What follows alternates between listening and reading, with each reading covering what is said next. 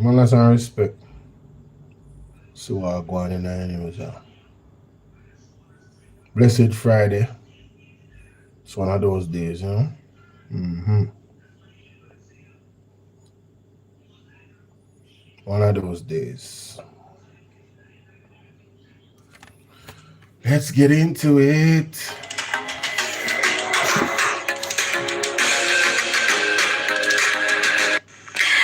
Opposition leader Mark Golding has threatened to initiate a legal challenge against House Speaker Juliet Holness and Senate President Tom Tavares Finson over the delay in tabling of an Integrity Commission investigative report submitted almost 2 months ago.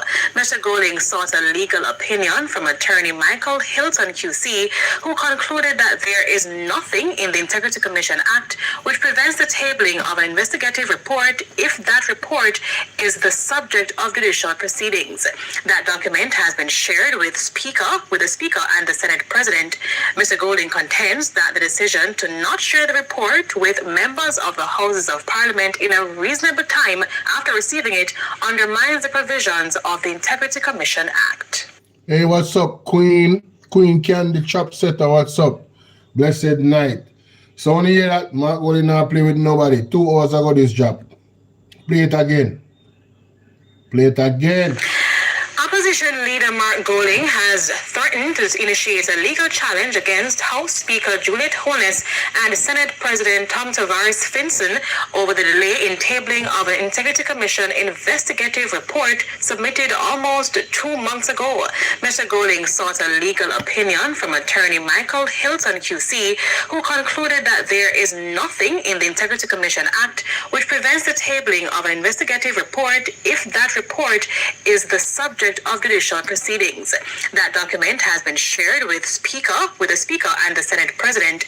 Mr. Golding contends that the decision to not share the report with members of the Houses of Parliament in a reasonable time after receiving it undermines the provisions of the Integrity Commission Act. So Jamaica, Wagwan, Kerry and Nadine, blessings. When you see Mark Golding not play with nobody, the man go get legal advice from the professionals and send the result of the legal advice to the Speaker, exposing the government once again. Once again, Jamaica. Once again. In the meantime, a meeting between the police and the residents of Granville, St. James got heated Thursday evening. Tempers flared and emotions boiled over as the son of Latoya Bulgin, who was fatally shot by the police, demanded answers from the divisional commander Aaron Samuels. But the police were tight-lipped on the case and urged the residents to help in restoring order in the community. The charge from head of the St. James Police Division, SSP Aaron Samuels, to residents at a meeting in Granville, St. James, Thursday evening. When the roads stop blocked, I can be in a position to allow for persons to have their events. It can allow us to free up our resources to work closer with you. The community has been tense since the viral police killing of Latoya Bulgin. What's up, Pearl? How you doing?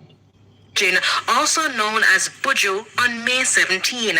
However, SSP Samuels' request did not go down well with the victim's son, Jashawn Myers.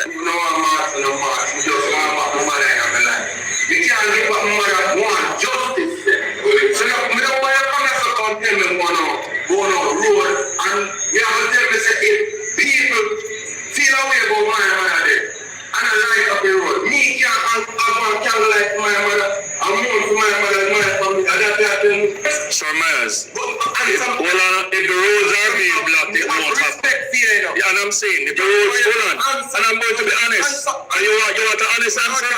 Good. The honest answer is if the roads are being blocked, no, it cannot happen.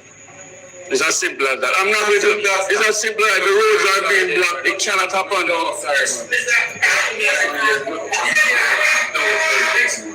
I cannot allow you to block the roads and then an event is held. The question also came. Wow. You'd walk out. You'd walk out. Virgin, pray for that youth there, you know. People don't pray for that youth, they pray for their family.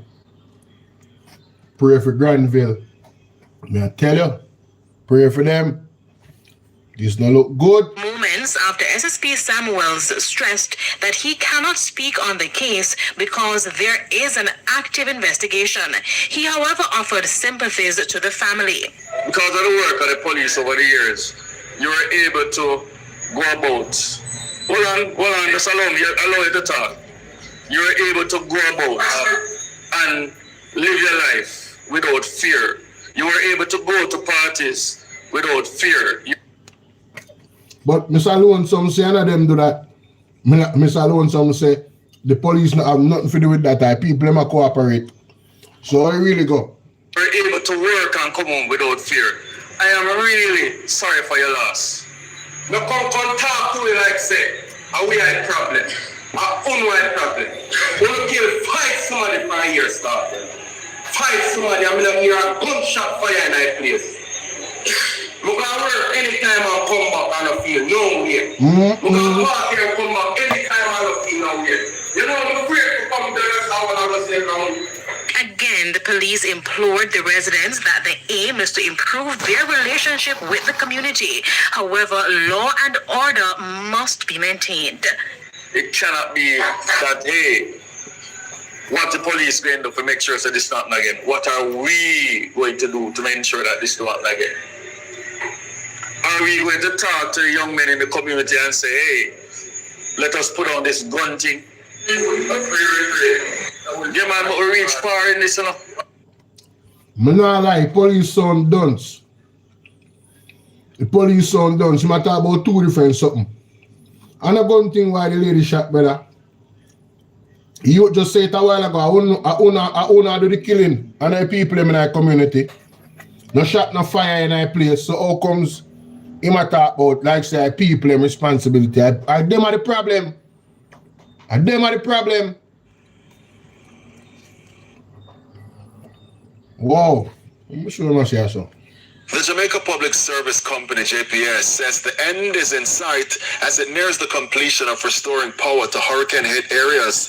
The update came during the latest National Resilience Dialogue series hosted by the Higher Education Task Force for Disaster Resilience as stakeholders reflected on one of the most destructive storms to impact the island's utility infrastructure. Anthony Atkinson has the details. In the aftermath of Hurricane Melissa, 77% of Jamaica Public Service Company's customer base was left without electricity. The powerful Category 5 storm caused widespread damage to the company's infrastructure, destroying poles, transmission lines, and substations across the island. The western and central parishes were among the hardest hit, including St. Elizabeth, Westmoreland, Hanover, Manchester, and St. James. It's nearly 7 months later, and Senior Vice President at JPS recorded case says only 76 customers remain without electricity, down from over 200,000. This morning we had just about 76 customers out of power, with about 74 of those customers in Westmoreland, and 2 customers remaining to be restored in St. Elizabeth.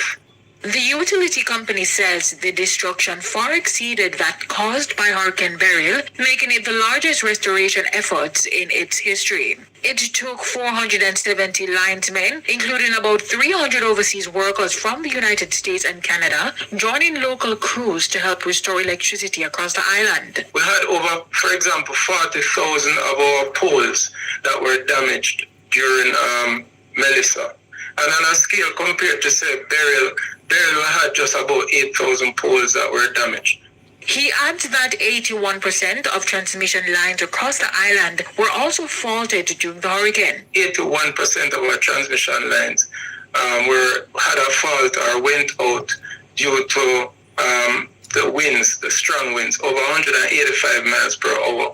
We even had beyond steel towers, which is the strongest class of hardware that we have on our transmission system, being crumpled and I would say like foil paper. Telecommunications providers were also heavily affected, with digital reporting losing 70% of its mobile networks and took roughly 3 months to fully restore their service. As Jamaica braces for another hurricane season, JPS says it is now focused on strengthening the electricity grid through the use of composite poles, expanded foam anchoring, and selective underground infrastructure. The discussion formed part of the National Resilience Dialogue Series, which brings together Jamaica's 4 major universities, which includes UWI, UTech, CMU, and NCU, to support the national recovery and resilience planning. Anthony Atkinson, TVJ News. Well, JPS, that sound good. But one thing people when have no to reconnect. And that's a problem. A whole heap of people not have a house to reconnect electricity to, but them do them thing. Them do them thing, though.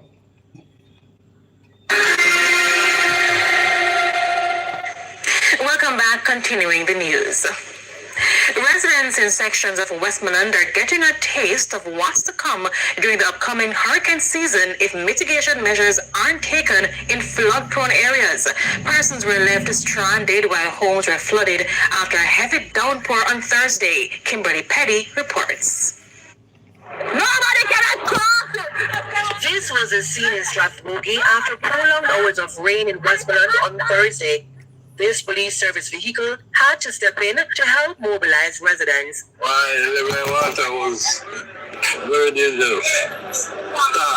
I know most vehicles them can't pass through, no vehicle go through, and no vehicle shut up, and who can't go through. So who can't go through, people to come pass up, we go pass Peterfield to stop, tell them school and anything. Even the police are coming and yeah, and away. However, he said he had to stop working as he was fearful his transmission would get damaged. Mr. J. Anthony Clark, Dean of Discipline at Pitchersfield High School, said his students were stranded at the institution on Thursday. The heavy rain yesterday really impacted the Pitchersfield High School community because students were trapped at school during the heavy rain because of the flooded areas of Stratford, the 3 miles where they had to pass through those areas. I was here with them until 7 p.m. To get additional vehicle support to bring them home because the taxis could not traverse the flooded areas. He believes that the drains need cleaning. Hey! I'm really appealing for the relevant authorities to clean the drains.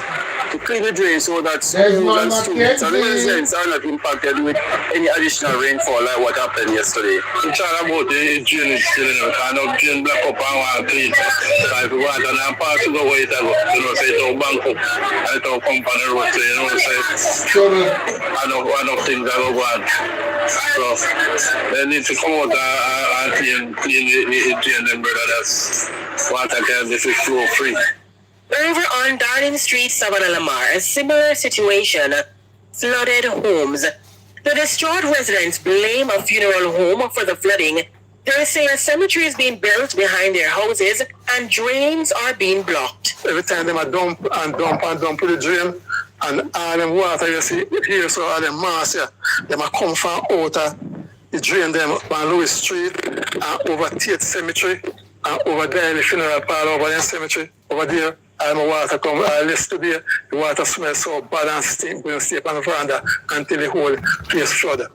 They added that the municipal corporation is aware of the issue, but that nothing is being done. The water that we used to go in the drain stopped because they stop up the passage for the water. And so we are facing the consequences. Even the rain that fell 2 days ago and yesterday, it almost came into the house. Right, and it's posing a hazard for us.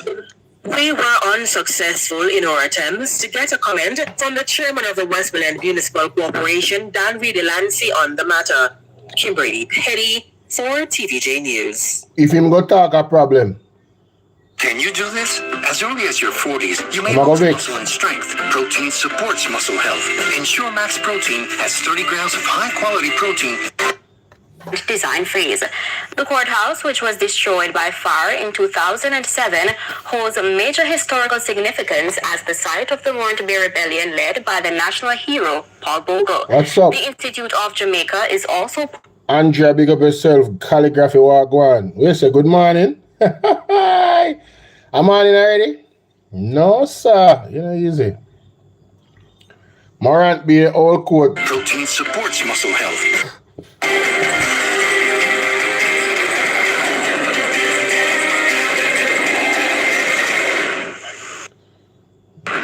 Come true. Plans are moving ahead to transform the historic Morant Bay Courthouse into a state-of-the-art museum documenting the 1865 Morant Bay Rebellion. The Chase Fund, along with the Jamaican National Heritage Trust, design consultants, and the St. Thomas Municipal Corporation recently conducted a walkthrough of the site as part of the project's concept and design phase. The courthouse, which was destroyed by fire in 2007, holds a major historical significance as the site of the Morant Bay Rebellion led by the Nationals, and the St. Thomas Municipal Corporation recently conducted a walkthrough of the site as part of the project's concept and design phase. Morant Bay Courthouse into a state-of-the-art museum documenting the 1865 Morant Bay Rebellion. The Chase Fund, along with the Jamaican National Heritage Trust, design consultants, and the St. Thomas Municipal Corporation recently conducted a walkthrough of the site as part of the project's concept and design phase. The courthouse, which was destroyed by fire in 2007, holds a major historical significance as the site of the Morant Bay Rebellion led by the national hero Paul Bogle. The Institute of Jamaica is also partnering on the project and will oversee artifacts and internal displays. The transformation is expected to preserve a key part of Jamaica's history while creating a lasting educational and cultural landmark for future generations. Downtown Kingston is now one street cleaner. The Kingston and St. Andrew Municipal Corporation is ramping up efforts under its Cleaner Kingston initiative. We have more in this report. A major cleanup operation in downtown Kingston to rid the market district of garbage, this time on Haywood Street. Road washed, pile of debris removed, and clogged drains cleared. All part of the Cleaner Kingston initiative spearheaded by the Kingston and St. Andrew Municipal Corporation, KSAMC. After a month's notice in advance, the vendors were more than happy to pause commerce to accommodate the cleanup. They were elated with the aesthetics of the space. Thank you, Mia. Thank you, thank you for cleaning up the place. We don't mind it every month or every week. Yeah, just to keep the place clean. I have some people that come and town, they see the rubbish them up. Them not go on back for a week. So that is a good process to have one week. Sometimes we're busy, we don't have the time to clean up. So I went to eat, so I feel good and it look good. I love it. Mayor of Kingston Andrew Swaby says the vendors were pleased with the consultative approach taken by the KSAMC. And he says the corporation will be maximizing on some of the garbage with the aim of turning it into revenue. Hey. I've noticed that you have seen a lot of cardboard. Hey, Mr. Hey, Mayor Swaby are working. All like I show the video.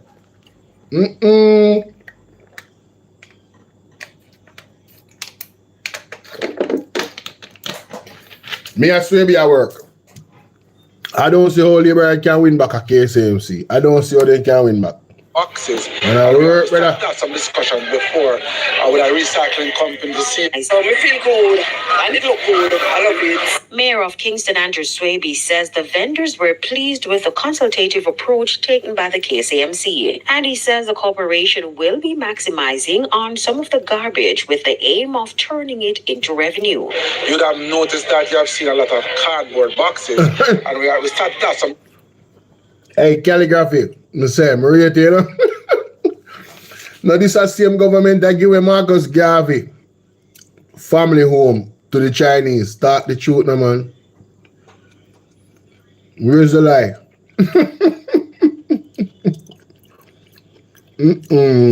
Taken by the KSAMC. And he says the corporation will be maximizing on some of the garbage with the aim of turning it into revenue.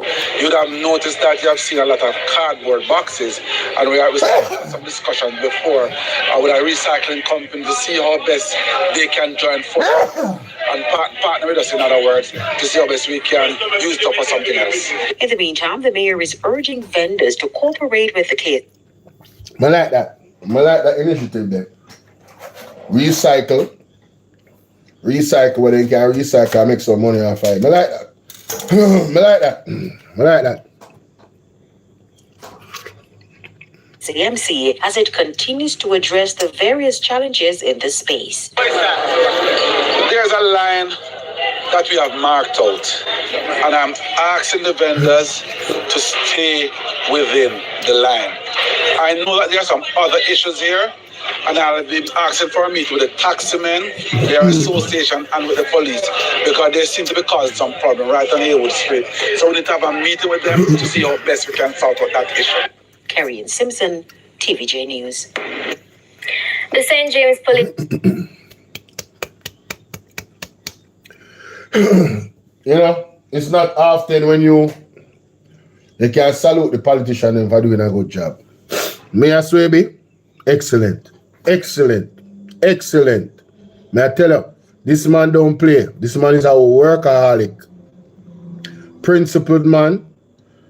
And him just do the work, Jamaica. This division says no permits will be granted for events in Granville if residents continue to block roads to protest the fatal shooting of Latoya Bulging, more popularly known as Buju, last Sunday. The announcement was made at a community meeting last night. The police say activities such as a candlelight vigil, funeral service, and entertainment events cannot be facilitated if roadblocks continue. Now, commanding officer for the St. James Police, Senior Superintendent Aaron Samuels, said that despite heightened tensions in the community, law and order must be maintained. We cannot use the blocking of the road as the means to say we are upset. I said that if you want to march, we can allow for the march peaceful, but we cannot allow you to block the road. There are other ways that we can go about in terms of the riot act and all. We are avoiding all of those. We are working with the community. We cannot allow you to destroy the infrastructure of the country. I understand the pain. I understand what people are feeling, but I cannot allow you to block the road. It's as simple as that. SSP Samuels is appealing to residents to work with the police to rebuild trust and repair the relationship between law enforcement and the community. It starts by how we communicate, not just communication, how we communicate. We have to ensure that we show respect to each other. So you can't expect the police alone to show respect enough. You have to show respect. But we are obligated to show respect. Understand, we are going all police officers are obligated to show respect.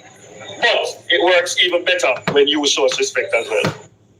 In the meantime, he declined the residents' requests to discuss the killing of Miss Bulging, stating that the matter remains under active investigation. And for a break, when... No, me not have a problem with the police, I say. Me not have a problem with the police, I say, but at the end of the day, if the people decide to them are block the road, them just block the road. And that's the thing there. If the people feel like say boy, you know, this a go, them just a blow off steam. Block the road, them block the road, the police never gonna do what them a do. I just hope that the police them don't analyze nobody else. Because then that will cause more problem again. And you hear him say the police are obligated to show respect. It come like some of them police and even know that. Police supposed to be calm and cool and, you know? Calm, cool and collected in the man. And have to make sure so they operate within the parameters of the law, you know? Yeah, police, that's what police have to do. Police can do like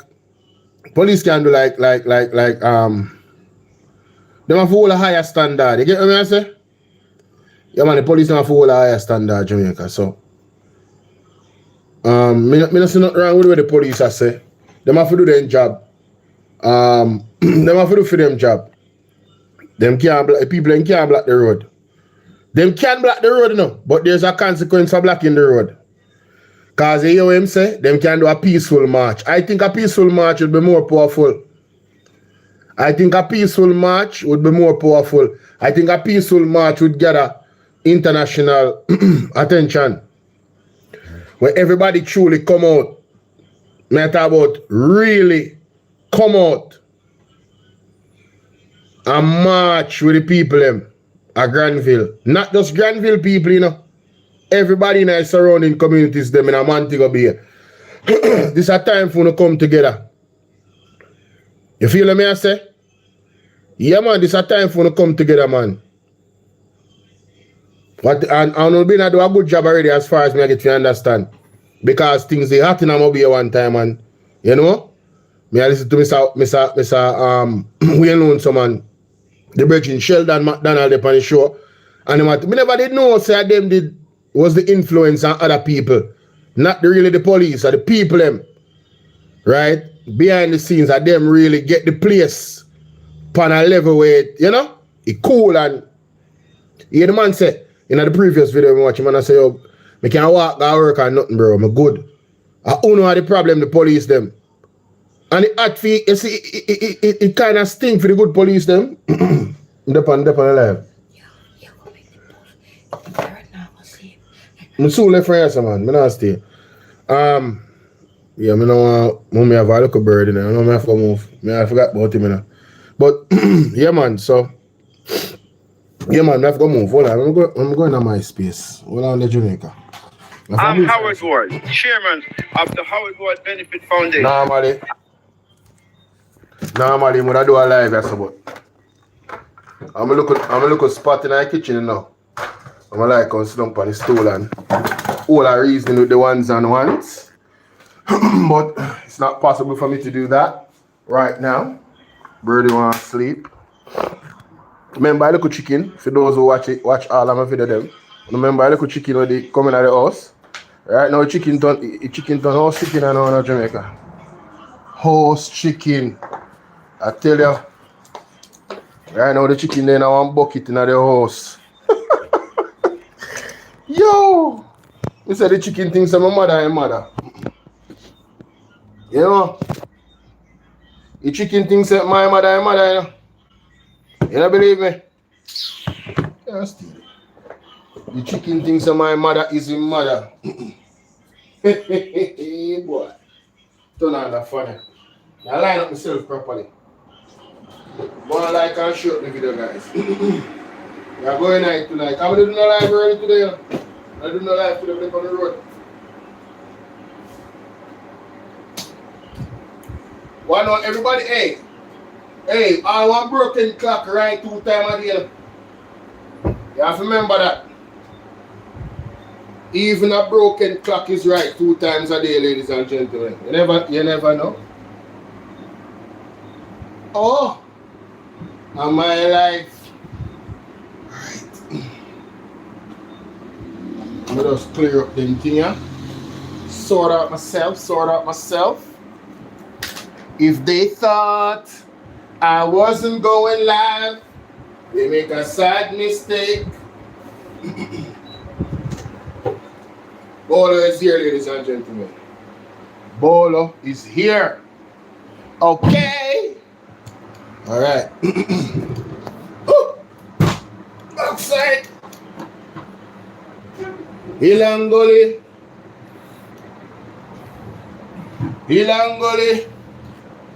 We say Ilangoli. Ilangoli Rhino. Big up Stephen the genius. But the man them really descend. The man who write the lyrics, them and make the song them for the Ilangoli right, not for them. They really destroy the essence of Ilangoli ride. I sad. No look nice thing about Jamaica. Can't stay decent. The man have to just load up the thing and make it just nasty. Enough people are bash this fear, but me agree with mama. Me agree with the elder. Me agree with her. I agree with her. Trust me. You know, what people, let me tell you something, you know? Let me tell you something what some people do. Some people use creativity as a means to make an excuse for them being lewd and vulgar and nasty and repulsive in them creativity. The fact is that if you are really a genius creator, then you don't need to be rude, you don't need to be vulgar, Because you know how to do it. You know how to get it done without doing that. So this idea say it can go block your creativity. Really and truly, it just means that you're not creative. Period. You're not creative enough to not go there, you know what I mean? To not go vulgar and rude and nasty with it. So I just saw me have it, I just saw me left it, This saw me have it and I just saw me left it. Who want vex? I don't business with them. Cause what them a fight for, you not really help them. Them a fight for maintain them vulgarness, so to speak. All this Bolo, I hope a bunch of alphabet people lead a march in support of Bojo. But me not hear them come out and talk now. How are them the people there? How are the people from the alphabet community? I don't hear no article come out. Or them go on like say they don't want to recognize Bojo and stand up against the government. Where is the alphabet community in Jamaica? I mean, not talking police them. I'm not talking 5-0, obviously. Where is the alphabet community in Jamaica? Oh, me not hear, come here. Me say come out for a whole heap of sitting. Them vocal. So how comes them so quiet? Me not hear nothing from them. All know me not hear nothing. Only hear nothing from them? Nothing from them. Not a thing I don't hear from them, Jamaica. So I want to know what I want. I want to know what is really going on. But anyway, God go with them, because you can't go. You have to go with God. God go with them, because I can't go. I gotta go with God. Alright, so turn on my little computer now. You know. I go think some give computer arrest today still now, because I tell you say, hey, me a beat it like a cricket jump from over there with the computer, you know. Computer not get no rest. You know, all that time the computer hot like fire, Jamaica. Hot like fire. Look at me, I'll me hot like fire right now. Fan now do me no justice, man. I go push up some more. Wow. I go push up the fan some more. Alright? Yes. Alright, let me see. Shimmy, shimmy, shoo, shimmy, shimmy, shimmy. Let's see what I'm going to say. Tonight, we are going to witness the most anticipated match in the history of professional wrestling for the heavyweight championship of the world.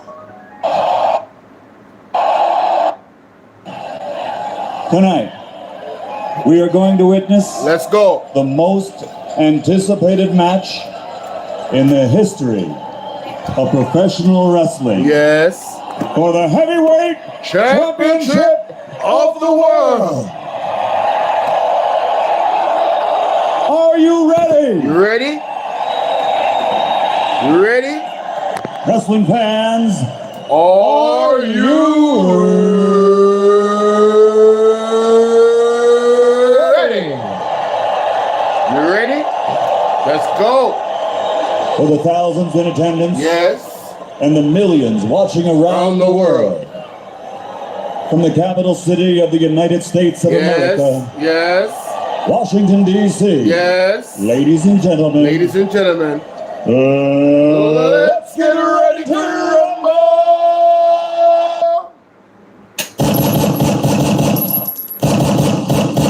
That's right. All of them. It don't matter if you Diddy or whoever you is. TG Jakes, any of them. All lies will be exposed. That's all. And anyone who takes that the wrong way, know why they take it the wrong way. The truth is the light. The truth is the light. Truth is the light. Don't ever believe that a politician is a leader. Nope. Don't ever believe Don't that. ever do it. Because the system that we have. No, Jamaica. We have 39 people watching. Are you telling me that there's 30 people watching me right now that is new to the platform and don't know how to hit the like button or is not sure if this page is a page that they should hit the like button on? Are you telling me that there's 38 people watching me right now that don't know how to hit the like button. If you don't know how to hit the like button, please tell me so I can show you. Please, don't be shy. It's okay. I understand. I understand. If you don't know, you just don't know. But it is important, my ladies and gentlemen, my people, my brothers and sisters, that you hit the like button. It's very important. Super important, as a matter of fact. Today is Friday. And of course, I'm encouraged. Oh, I want to say a shout out to somebody. My God, I gotta look at the cash app. I'm using the phone with the cash app on it, you know. But I think it's Martha Foundation. I think it's her. She blessed me up on the cash app, and I want to say thank you so much, because I really appreciate the persons that actually do that. That's so super cool of you to bless up the cash app. You know what I mean? Yeah, man. You know, that's for you to become a member of the platform. Bless up the cash app. That's above and beyond, ladies and gentlemen. Bless up the Zelle, the cash app, the PayPal, the super chat. For you to do those things, that's going above and beyond. For the persons that are ambassadors, hey, and you want to see this channel grow, hey, those are some of the top ways to help the channel grow. Liking the video, sharing the video, commenting, you know. I know some people don't like to type a lot, they like to listen. So, hey, all you can do is, when you come in, you ear up Bolo and say hi to each other in the chat, you know. Be cordial. You don't have to be friends, but be cordial. You know, look at the comments, and I love the engagement. I encourage the engagement, ladies and gentlemen, okay? Don't ever believe that a politician is a leader. Don't ever believe that. Because the system that we have produces politicians. Right. It doesn't produce leaders. Right. And so you can have a politician who knows nothing about leadership. Yes. And he's leading you. Politicians are concerned about the next election. That's all they're interested in. That's why they cannot be leaders. Right. But leaders are different. Yeah. Leaders are concerned about the next generation. I want you to compare those two thoughts the next time you have a politician come to your house, yes, wanting to vie for your vote. Just ask him, what is your vision for my children? I will sit and listen for 20 minutes for you to tell me what it is. He will leave your house. Because he has no interest in your children's children. His concern is to stay in power, to keep the position, to win the next election. This is why they cannot lead. When you are going to have a conversation with a politician, you should actually try this as a test. You, by the way, as a citizen of a community, you have a right to be seen by the mayor. I hope you know that. If you voted for a mayor, the mayor works for you. Therefore, you have a right to see him. You can make an appointment to see any public officer you voted for. Did you know that? That's your legal right. I did not know that. If you think I don't want to see you, you can take him to court. Wow. That's democracy. So I want you to make an appointment to go and see your mayor or go and see your governor and just sit and say, I want 30 minutes with you, sir.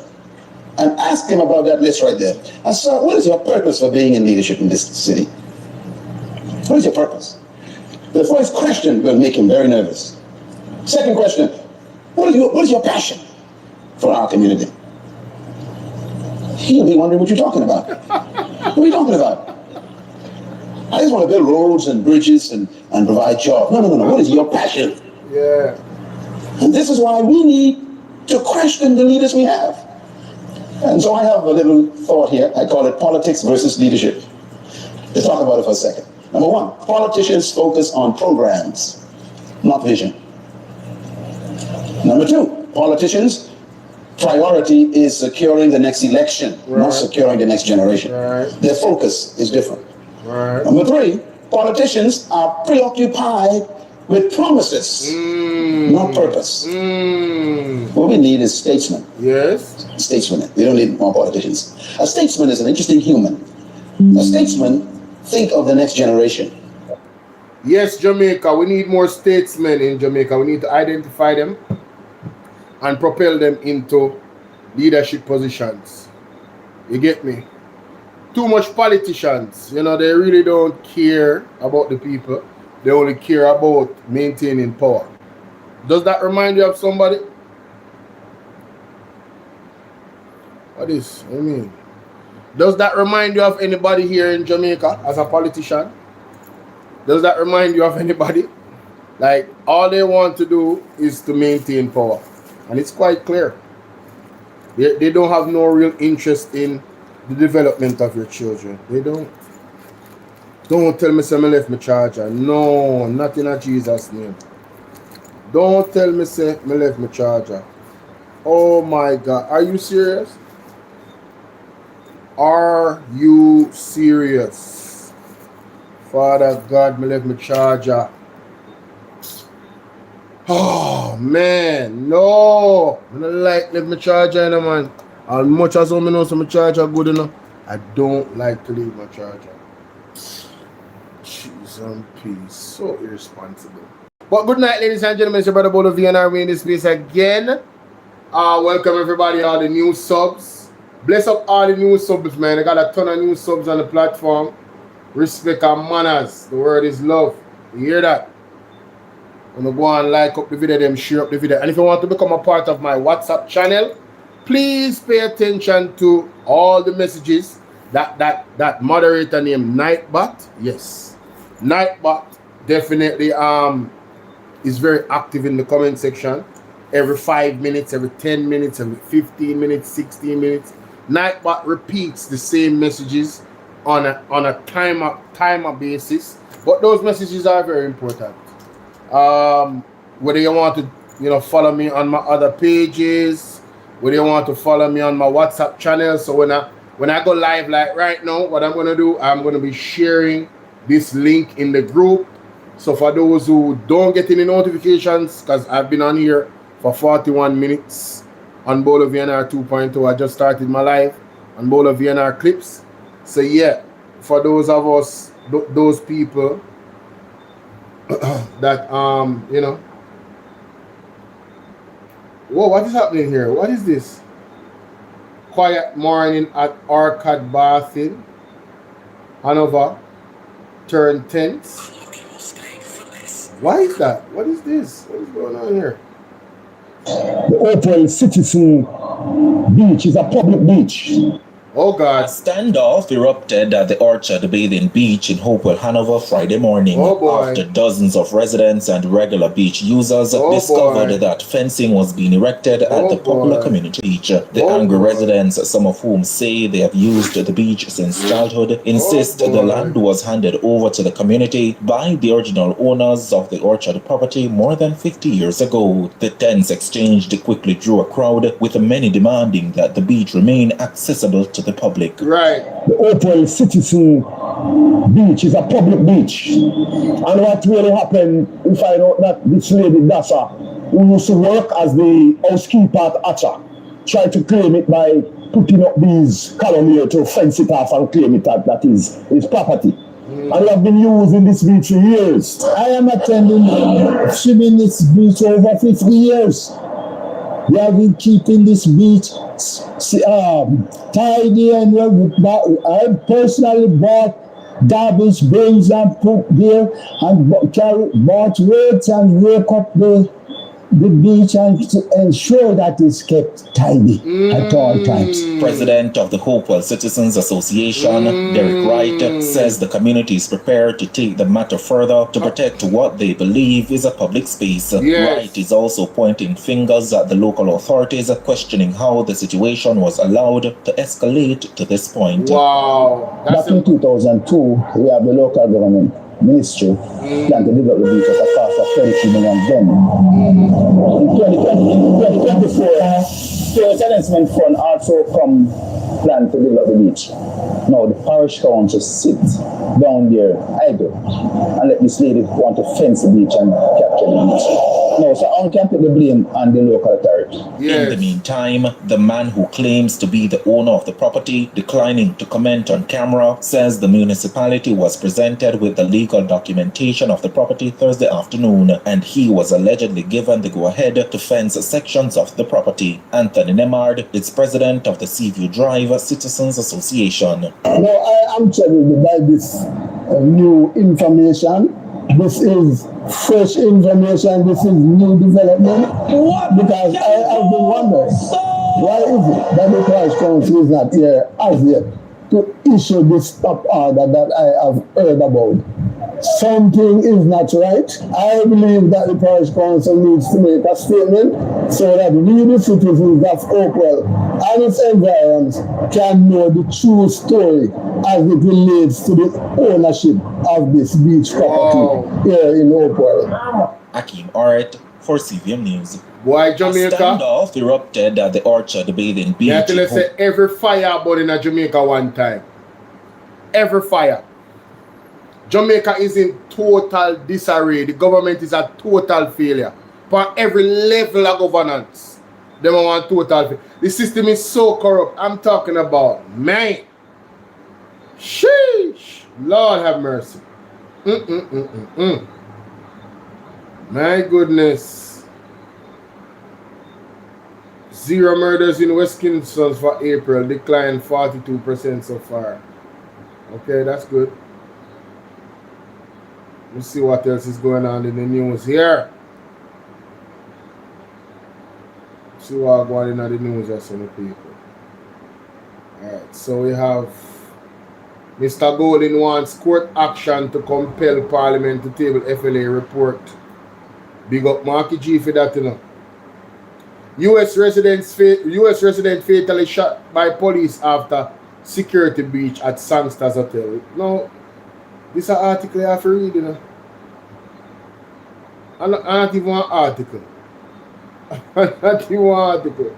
Privacy, terms, advertising, ad choices, cookies, more. A man who is a United States resident who reportedly breached security at the Sangster International Airport in Montego Bay, St. James, was fatally shot by the police this morning. The man was reportedly seen in the vicinity of the fuel storage area at the airport, and the police were summoned. He allegedly attacked the police and was shot. He was later pronounced dead at the Cornwall Regional Hospital. More to come. Hashtag GLNR today. See less. No, what I really want to know is, you know, what could motivate the man to do that? That's what I want to know. Is it a mad person? Anyway, government to introduce a digital document wallet. Jamaica, please pay attention to this story here. Anything to do with digital, pay attention to it. I'm telling you. Do not take it lightly, ladies and gentlemen. Anything to do with digital, please pay close attention, okay? So I'm going to, what is happening here? Why is it not giving me the opportunity to read the article aloud?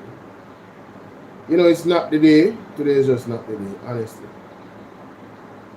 Not today, Sonny. Not today. I know that there's an option. Well, I guess because it's so small, all right.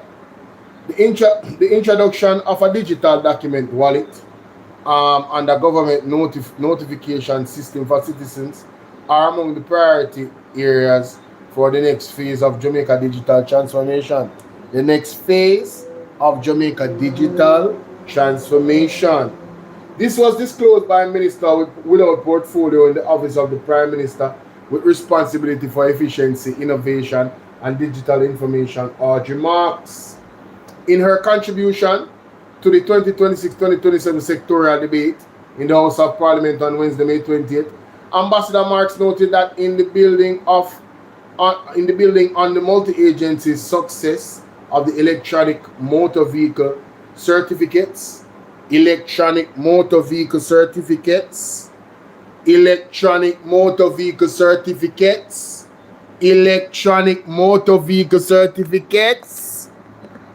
Jamaica, pay attention. Some people not drive and might not know what go on. Electronic motor vehicle certificates. Alright? Anyway, the government will now allow citizens to securely store and share government issued documents electronically. Jamaica, make sure so you don't have no hard copy. In a Jesus mighty name. I'm going to play something what the pastor said, the apostle said, the man of God. These documents will include birth certificates, national IDs, and any other civic documents that citizens wish to store. Hello, this is the wallet, you know. All right, if who they are foreign, no know Jamaica. Trust me, all the people them get acclimated, at least know what's going on. These documents will include birth certificates, national ID cards, and other civic documents that citizens wish to store. Meanwhile, Ambassador Marks noted that the government will also work to implement a new platform called Gov Notify. What should I say? Gov Notify. Bad. Gov Notify will what? Centralize government. Will centralize government notifications and updates through email, SMS, and WhatsApp.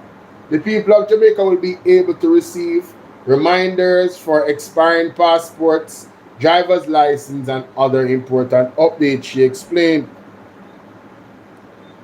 The minister emphasized that the initiatives are not isolated, noted that they represent a deliberate shift towards a government that is more efficient. All right?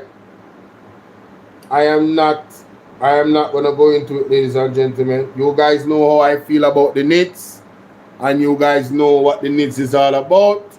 Who have ears to hear, let them hear. Who no want hear, hey, big up for yourself, no man. Must feel enough. But this is rising global oil prices weighing in on Jamaica's economy, the PIOJ. Me could hear what the PIOJ has said, because recently, Statin made a big blunder recently, ladies and gentlemen. Statin made a huge blunder recently, right? Let me just change this. Start a new live goal.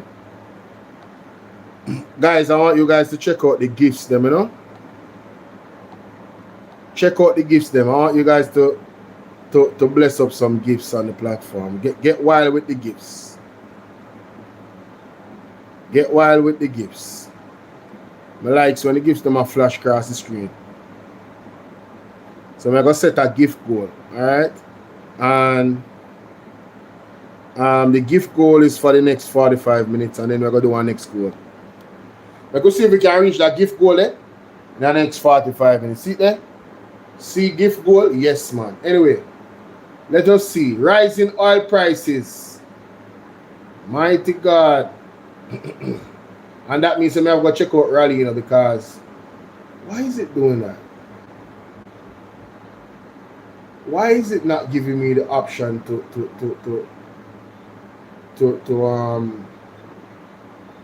you know, it's only giving me the option to Rising global oil prices weighing on Jamaican economy, POJ.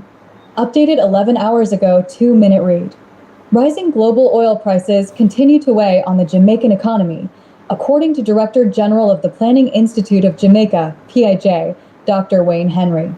Speaking during the Institute's quarterly briefing on Wednesday, he emphasized that Jamaica's economic structure remains highly sensitive to global shocks, particularly those affecting the nation's major trading partners. The rising commodity prices, in particular oil prices, associated with the ongoing conflict in the Middle East, are exerting pressure on trade and output performance, Henry said. He explained that the duration of the conflict will, ultimately, determine the scale of its impact. Given the central role of oil in production, the Director General noted that price volatility carries significant implications for inflation, the trade balance, and real gross domestic product, GDP. With respect to the impact on inflation, rising oil prices directly increase electricity and petroleum costs.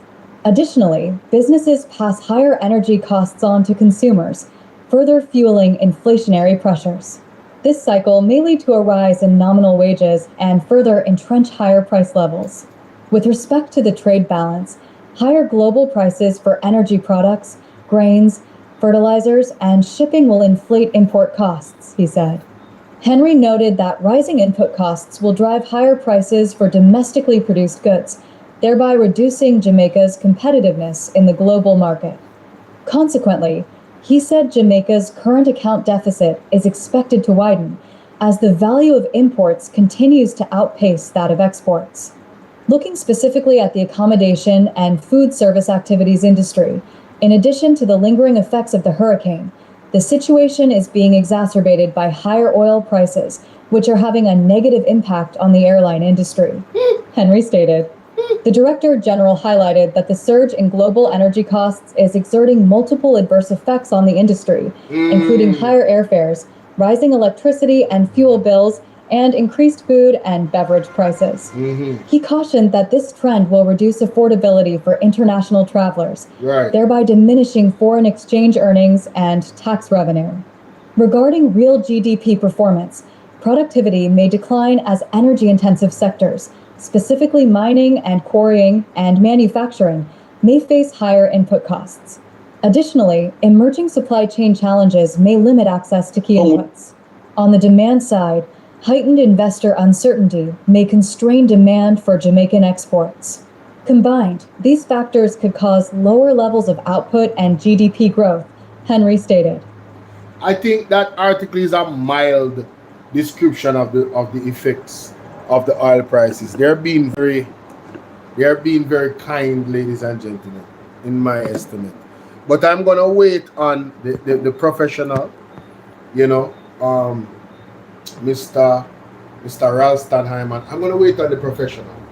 But from what I learned from Ralston Hyman and guys on YouTube on BOLO V&R 2.0, can you guys hit the like button for me? Please. Yeah, man. The like button is being, bad mind the like button, Jamaica. Wherever you are in the world, you guys are bad minding the like button. Hashtag don't bad mind. Can we get the likes up before we continue? Please. Super important. Super important. Alright? Ending systems. But okay, listen to this. Token sums. The people in Jamaica did not. National financial community is in bogus report from the Statistical Institute of Jamaica. What? The immediate resignation of the director. All things by your side. Yeah, good one.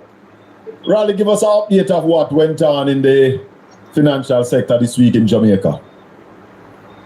Well, the biggest thing that went on is the bogus report from the Statistical Institute of Jamaica. What? The immediate resignation of the Director General of the Statistical Institute of Jamaica for data manipulation. Hold on there. Raleigh, where you say it a while? A bogus information report from the Director General of the Statistical Institute of Jamaica. We're calling for a resignation right now. Why you call it a bogus report? All right. Right now, the biggest thing in the international financial community is inflation fear. The stock market tumbled yesterday on fears that accelerating inflation will lead to higher interest rates and slower economic growth. Yes. U.S. inflation, producer inflation in the U.S. in April was 6%. Consumer inflation was 3.8%. Yes. 40% of Jamaica's inflation rate is imported from the U.S. Yes. And starting tells that inflation declined by 0.3% in April due to a 4.3% fall in the prices of electricity, water, housing, gasoline, and other fuels. Yes, so what?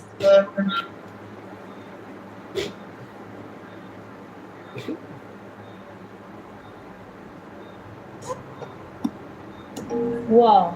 What's that? I just built a budgeting app in Base 44. Guys, we need to just... Jamaica, before we go back to what he just said, because I need to hear that a few times for it to really sink in. But I think we all heard what he just said. But let's... Yo, I couldn't believe it. I could not believe it. Can you believe it? Can you believe it? Let's go to Nepia and hear what Nepia says. Nep. Every man I want to put is inflation fear. Every stock market tumbled yesterday on fears that accelerated in what? Jamaica. What? The immediate resignation. What went on in the financial sector this week in Jamaica?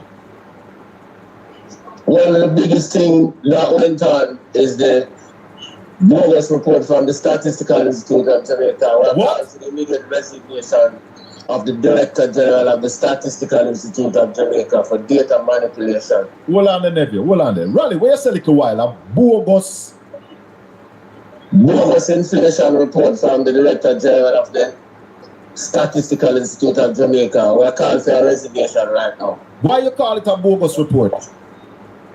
All right. Right now, the biggest thing in the international financial community is inflation fear. Every stock market tumbled yesterday on fears that accelerating inflation will lead to higher interest rates and slower economic growth. Yes. U.S. inflation, producer inflation in the U.S. in April was 6%.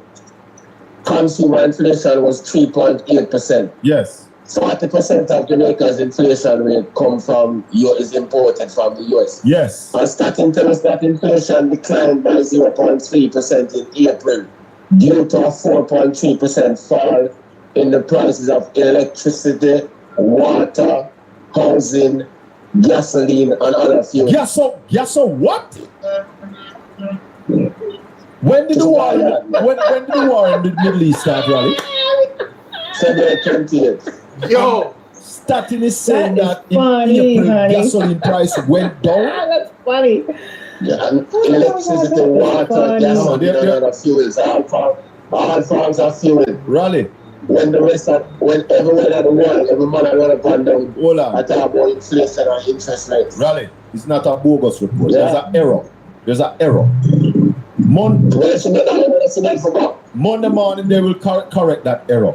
A fall in gas price and electricity bill in April. Where? Yeah, man, and water price and my electricity bill jumped by over 40% because that is funny, honey. Once gas price go up, fuel prices go up. But that's automatic. It's funny. That's automatic. Yeah. Raleigh, you're the professor. We don't need you to tell we that. Yeah, man. Every Jamaican know that. Man. All the man when understand the economy. No, so once gas price go be electricity bill go. Everybody know that. Inflation. Everyone in the world inflation accelerate. I said there was inflation going on in Jamaica. So need for go, man. Inflation going down in Jamaica. Well, I maybe are coming to you. What else? What are the figures that they came out with? Run the figures for us. Honey. So inflation fell by 0.3% in April due to listen to this now, a 4.3% fall in the price of electricity, water, housing, gasoline, and other fuels. Food go up by 0.6%, which is another bogus thing. Yep. And transportation by 1.1%, which is also bogus. Because how can gasoline prices go up and transportation prices go down? How can all of those food price increases get into the system and then try to say food price will increase by 0.6%? Them are doctor, them not. Raymond Price, big up yourself. Where are going with? Mighty God. Look at us time stop this year, man, because one needs the other. This week in Jamaica. Alright, so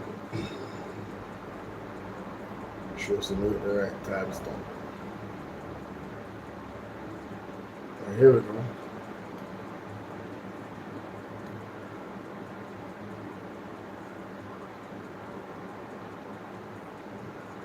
Remove.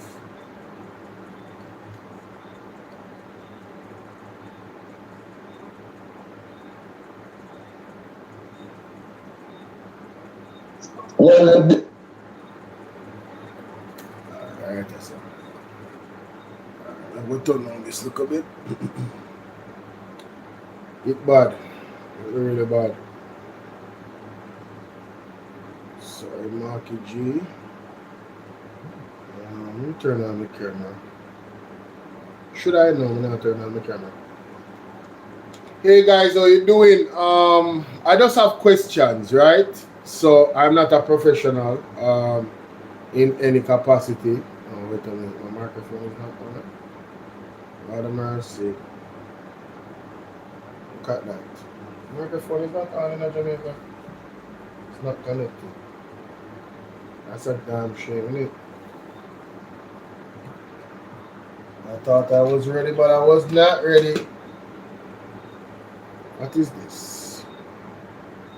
Yo, oh, it's connected now. Perfect. Wonderful. Alright, so. Hey, ladies and gentlemen, it's your brother BOLO V&R. I have made some adjustments to the sound, and I hope that it's better now for you guys. Let me see. It should be better. I don't want it to be too, you know, ray. I want it to be nice and crisp. Now, anyway, let's get into this. I just have some questions for Stati and for the professor, Ralston Hyman. Because two things cannot be true at the same time, and I think there's some level of contradiction in some reporting that took place recently. Listen to this. Listen to this. Welcome back. It's now time for the financial week. The Statistical Institute of Jamaica Statin says consumer prices declined by 0.3% in April 2026. According to the latest consumer price index report, the decline was mainly driven by lower electricity rates, which contributed to a 4.3% fall in the index for the category housing, water, electricity, gas, and other fuels. Statin says the group electricity, gas, and other fuels recorded a significant 12.5% decline during the month. However, the overall reduction in consumer prices was partially offset by higher food and transportation costs.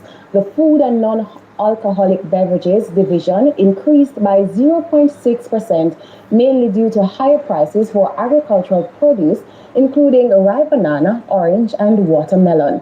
Meanwhile, the transport division rose by 1.1% because of increased petrol prices. Statin says Jamaica's point-to-point inflation rate as at April 2026 stood at 4.3%. The main contributors to inflation over the past year were food and non-alcoholic beverages, housing and utilities, and transport. Yeah, so you heard that, right? You heard that. So Ralston Hyman had spoken about this specifically. Let's go to the professor and hear what he had to say on the matter. And then I'm going to show you a new article that came out that I think is contradicting the arguments. I could be wrong, but let's get into it. Needs the other one and dubs up sector this week in Jamaica. Well, the biggest thing that went on is the bogus report from the Statistical Institute of Jamaica. What? The immediate resident.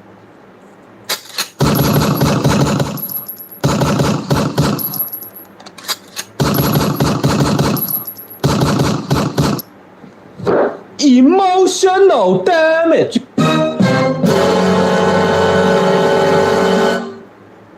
Bogus report from the Statistical Institute of Jamaica. What? The immediate resignation of the Director General of the State.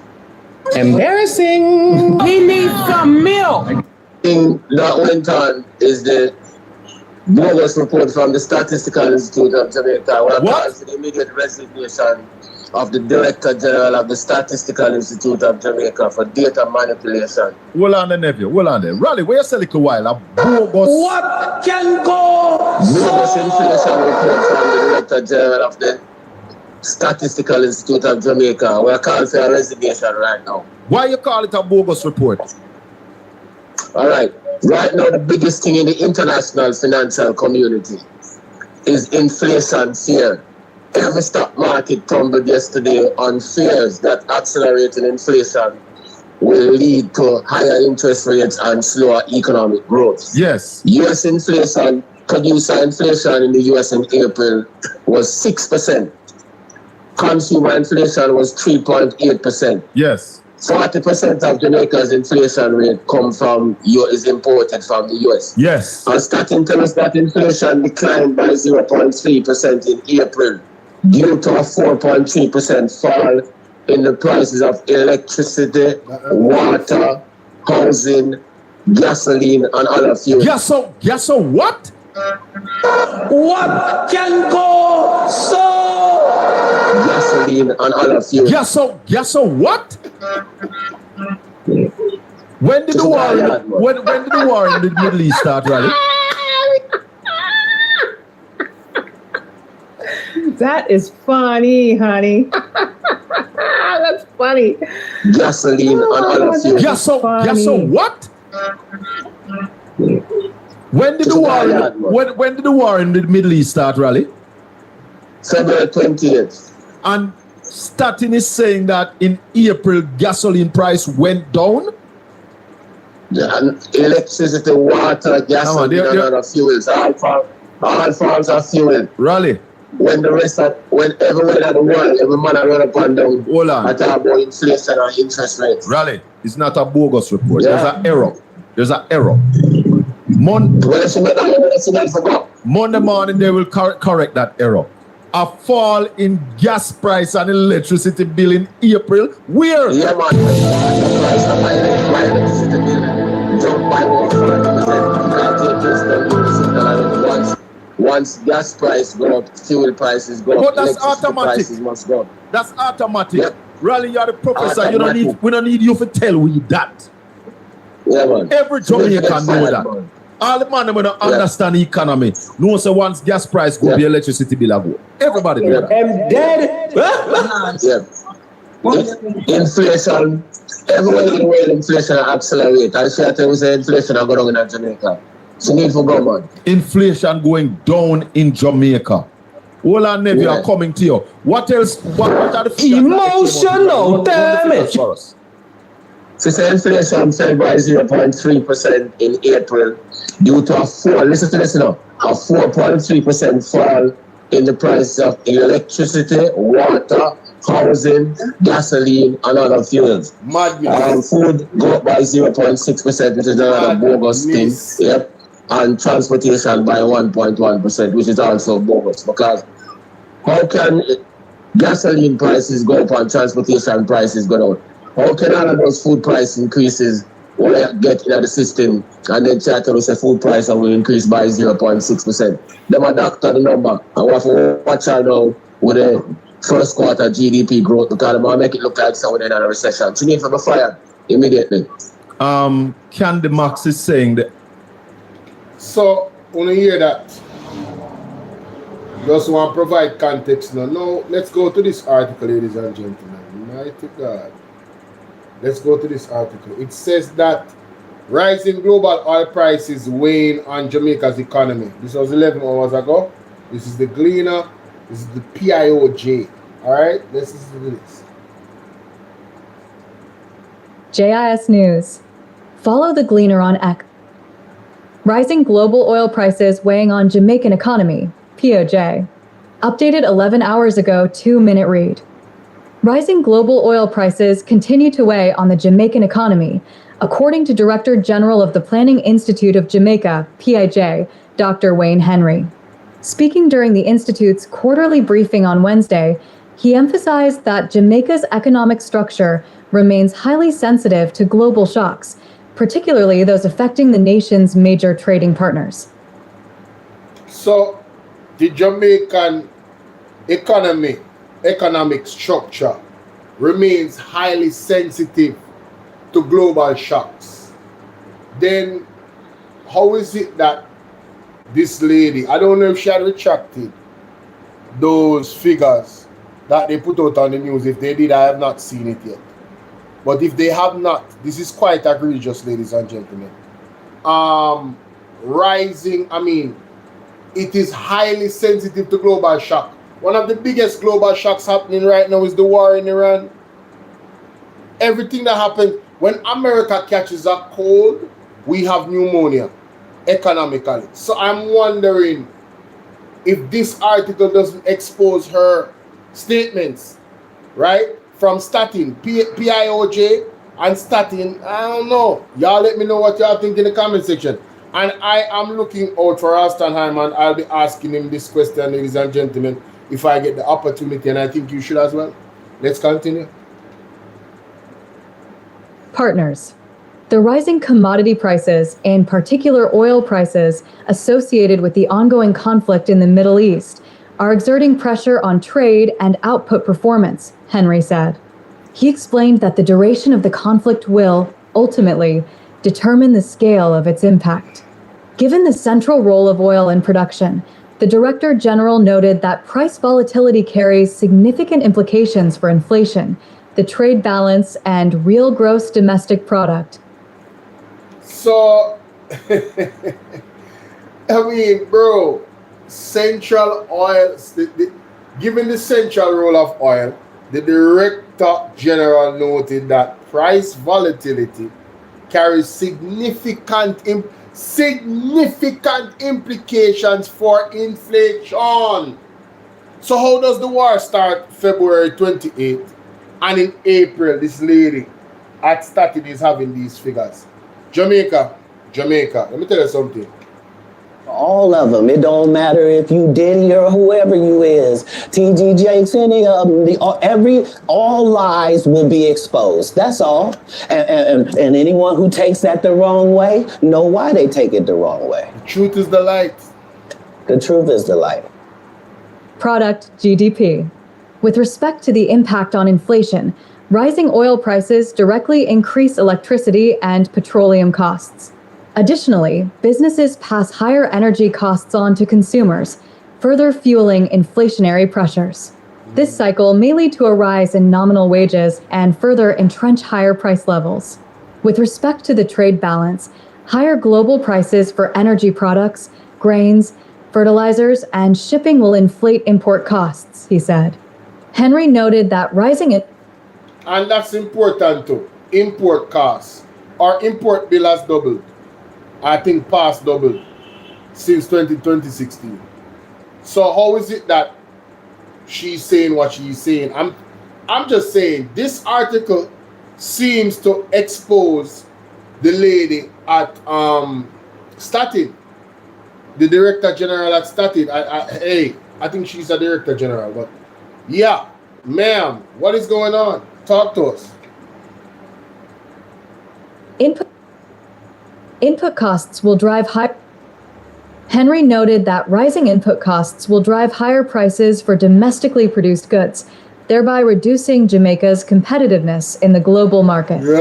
Consequently, he said Jamaica's current account deficit is expected to widen as the value of imports continues to outpace that of exports. Looking specifically at the accommodation and food service activities industry, in addition to the lingering effects of the hurricane, the situation is being exacerbated by higher oil prices, which are having a negative impact on the airline industry. Henry stated.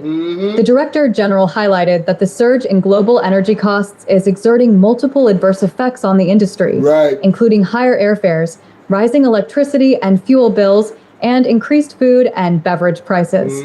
He cautioned that this trend will reduce affordability for international travelers, thereby diminishing foreign exchange earnings and tax revenue. Regarding real GDP performance, productivity may decline as energy-intensive sectors, specifically mining and quarrying and manufacturing, may face higher input costs. Additionally, emerging supply chain challenges may limit access to key inputs. On the demand side, heightened investor uncertainty may constrain demand for Jamaican exports. Combined, these factors could cause lower levels of output and GDP growth, Henry stated. So, Jamaica, I'm just saying, the lady, I want to get her name, right? I did a video on it. I want to get her name. I did a video on it, ladies and gentlemen. Around 6 days ago or so. Yes. I have her picture, but I don't have her name, unfortunately. Let me see if I can find it. 1 second. I think, yes, here it is. Here it is. Her name is, what's her name? Keisha something. Is it Keisha? Oh, yeah. Her name is Leisha Dalatibodere. She's the Director General of Statistical Institute of Jamaica. Ma'am, I don't know, but I don't see anything coming from you. And I might, it might be there, but I'm not seeing it. The video that you put out was on TVJ, and I don't see a correction to what was said from Stati. And I have to admit, I didn't do a detailed look for it, but I am hoping. Let's see if this particular video on a business video has, but it was 6 days ago, so you would think that she would come out and do some type of public thing and explain what is going on, because when you hear Ralston Hyman calling for the resignation of somebody, it's serious, right? It's just utter nonsense. Like when you hear the professor come out and say, "Oh, this person needs to resign." I mean, numbers have to be credible, especially when it comes to economic statistics. To fluff that is or any statistics for that matter, right? People depend on the credibility of statistics. So I'm questioning her report, and this article, I believe, also questions it as well. You understand? So I don't know, man. Government drives digital push. I understand all of that, but I really would love to see some type of retraction from Miss Leisha Latibodere. Well, let me guys know what you think, man. You think that the article that I showed you exposes Miss Leisha Latibodere, or do you think that it's apples and oranges? I think it does. But have fun in the comment section, alright? Alright, so we got that one out the way.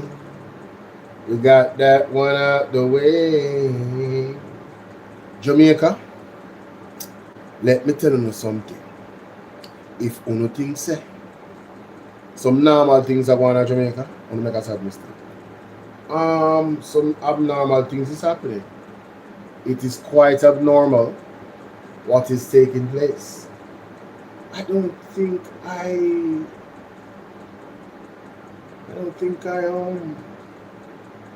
did a video on it, and it has to be highlighted.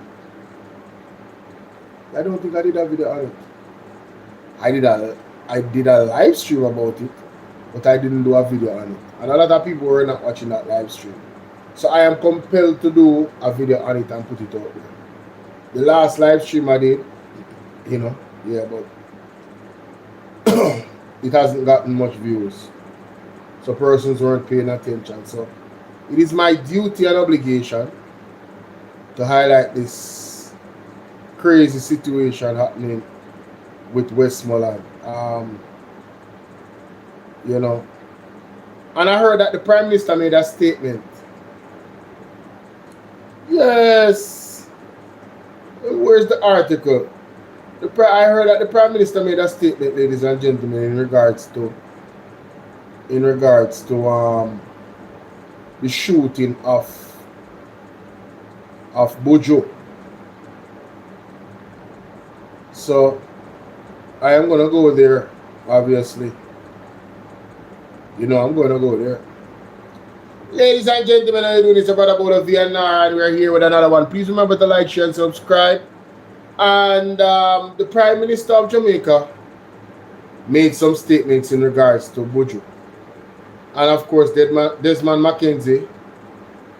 Don't listen to the Desmond Mackenzie made some statements made a very brief statement about the low spending of the hurricane relief money.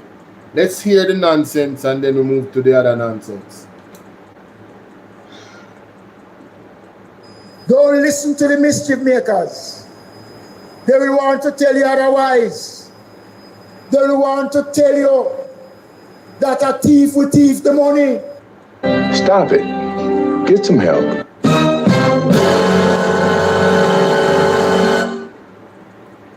I'm dead. No, we can't thief the money. Because the money that them claim we thief, now they must say we not spend it. No, this is the most dunces argument. I didn't even listen to this enough. Just the basis of his argument is dunce. Sir, the relief money is a different money. The monies are not lumped together. And you saying you can't thief the money, is that showing an intent that the government wants to thief the money? What do you, who writes these? Do they come out and just say stuff?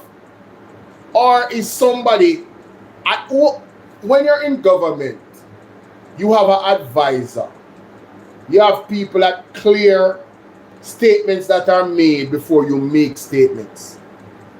This statement from Desmond McKenzie gives me the impression that you guys wanted to steal the money, but the way it's set up, you guys can't steal the money. Let's play that back. Let's play that back. But the Minister of Labor, don't listen to the mischief makers. They will want to tell you otherwise. They will want to tell you that a thief will thief the money. No, we can't thief the money. Because the money that them claim we thief, now they must say we not spend it. Yo, this man is not finishing he's not finishing his sentence. We can't thief the money because the money were, what? Bro, what? Man, this is bad, bro. This is terrible composition. Don't listen to the mischief makers.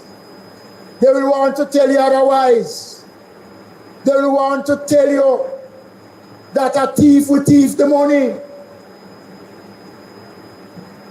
No, we can't thief the money. Why? Because the money that them claim we thief, now they must say we not. Emotional damage. Embarrassing. We need some milk. Bro, man, listen. Yo, is something wrong with me? Hey, if something is wrong with me, tell me something is wrong with me. What the hell is this man talking about? Because, and you are supposed to tell us because what? And then you stopped mid-sentence and went into another sentence? Yo, whose man's is this, bro? Whose man's is this? And you gotta tell him no. You got to tell him no. I did. I did. See, I got the receipt for everything I'm telling you. And you spend it. But the Minister of Labor alone have spent the money that them claim we thief. Now they must say we not spend it. But the Minister of Labor alone have thief the money. No, we can't thief the money. Because the money that them claim we thief, now they must say we not spend it. But the Minister of Labor alone have spent over $10 billion December that a thief will thief the money. No, we can't thief the money. Because the money that them claim we thief, now they must say we not spend it. But we can't thief the money. We can't thief the money because the money where we are. Them say we thief. Yo, may I play that again? Because probably I mean slow still. Me play that again. Is they want to tell you that a thief will thief the money. No, we can't thief the money. Because the money that them claim we thief. Now they must say we not spend it. Brother, you just tell me why you can't thief the money. Then you're conflating arguments by saying the money that them claim a thief, them say we not spend it. No. Nobody. First of all, who is claiming that you guys stole money? And what specific money did they claim you're stealing? A lot of money runs through the government for different programs in different ministries. So which money? All of the money is not one money. Like, there's different allocations. The money that people suspect the government is stealing is the one where they might give them Ben Spunani, the one where is unaccounted for by the Auditor General report, which runs into the trillions of dollars. So there's reason for persons to suspect that you guys are thieves. Because if I send it to the shop and I give you $10,000 and tell you to buy 2 pounds of rice,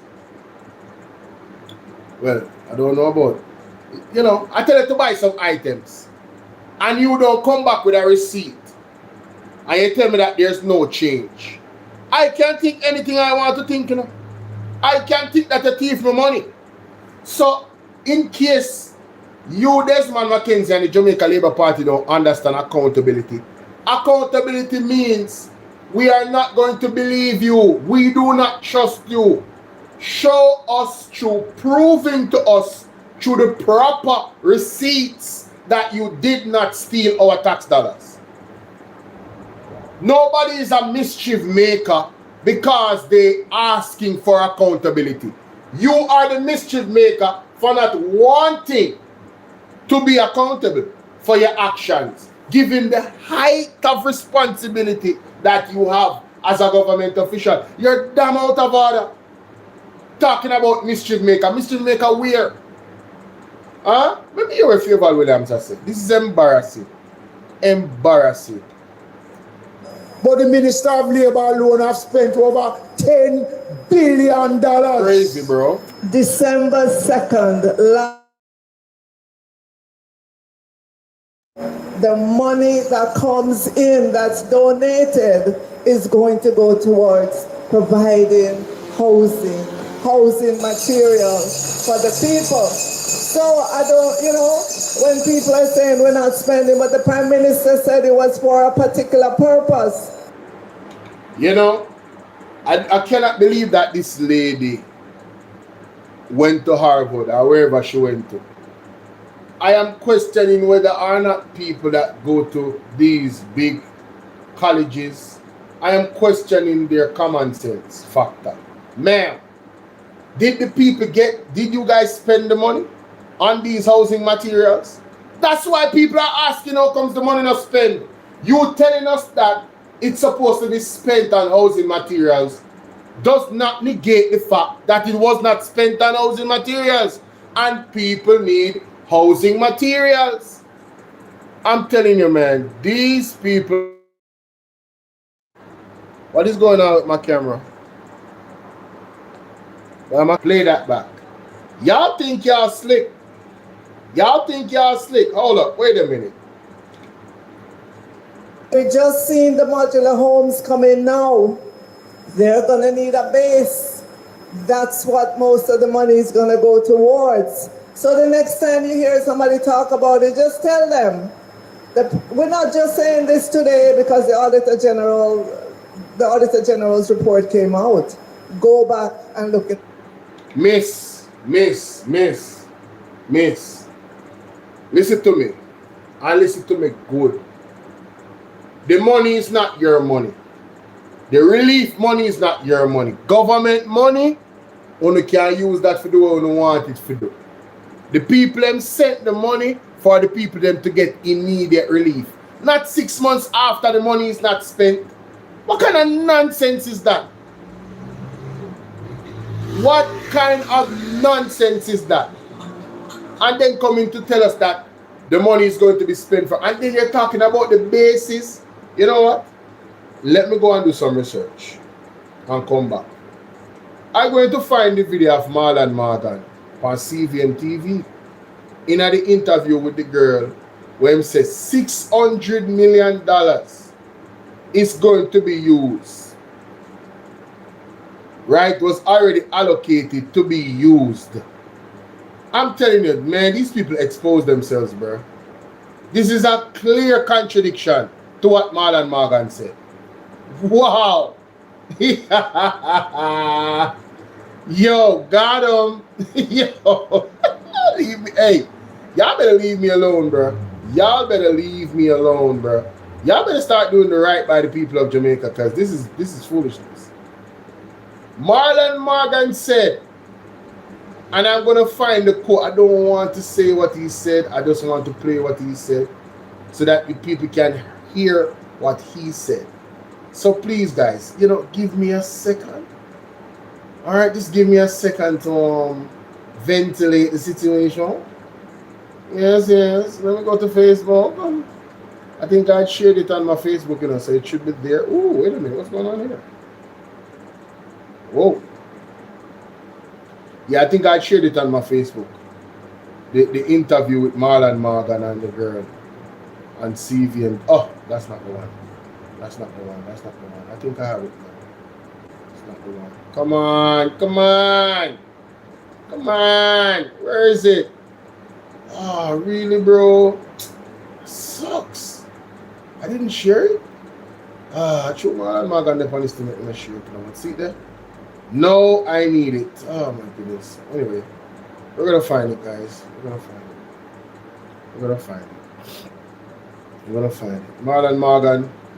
Marlon Morgan said $600 million. And the girl said $600 million? It's only 9 bases put up. You know what I mean? So how comes Favor Williams attack outside our mouth, you know? That is something else, boy. NWA workers threaten strike, okay. I've seen that, but I want to find Marlon Morgan interview.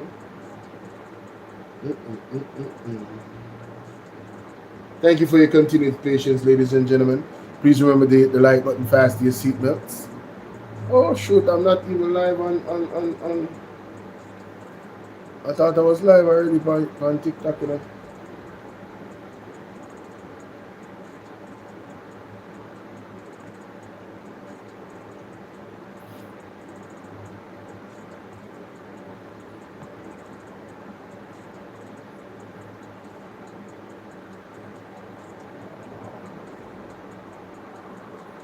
Damn, this is, I saw far right there. I saw long into the interview.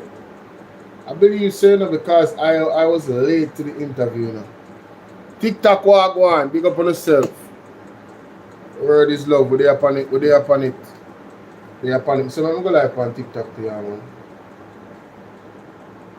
Oh, got him, found him.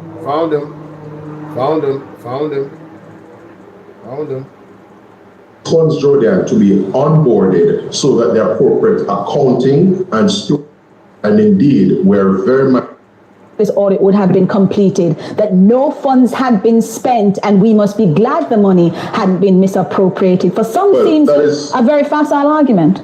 So just to be clear, Julian, I said what I proffered just now for context. We know in Jamaica that we have a low trust environment, and indeed we're very mindful of the numerous instances and experiences we've had with the damning Auditor General reports. So that is for context why I said what I said earlier. But let me pivot now to the substantive point here. The OPM received resources by way of donations into a particular account. For those funds, Jordan, to be onboarded so that the appropriate accounting and stewardship can ensue from a financial management standpoint in the context of government operations, you need to have the regularization of those funds from the Ministry of Finance. In other words, for you to have them passing through the consolidated fund. So they have to be onboarded, and that particular bureaucratic red tape, which I alluded to in my press release, would in part have contributed to the very low quantum of the funds that had been expended up to February. But separate and apart from that, it is important for the viewers to know and appreciate, Gloria, that the ODPEN had earmarked a considerable portion of the donor funds received for the purpose of the shelter recovery program in relation to modular housing solutions. In fact, as we speak, a considerable degree of work is going on now with respect to the preparation of the basis on which the modular housing solutions will be erected, because it would be a waste of resources or very imprudent at the very least for us to have used public funds to acquire modular housing solutions and then not provide the supporting and enabling basis on which to erect them. Senator.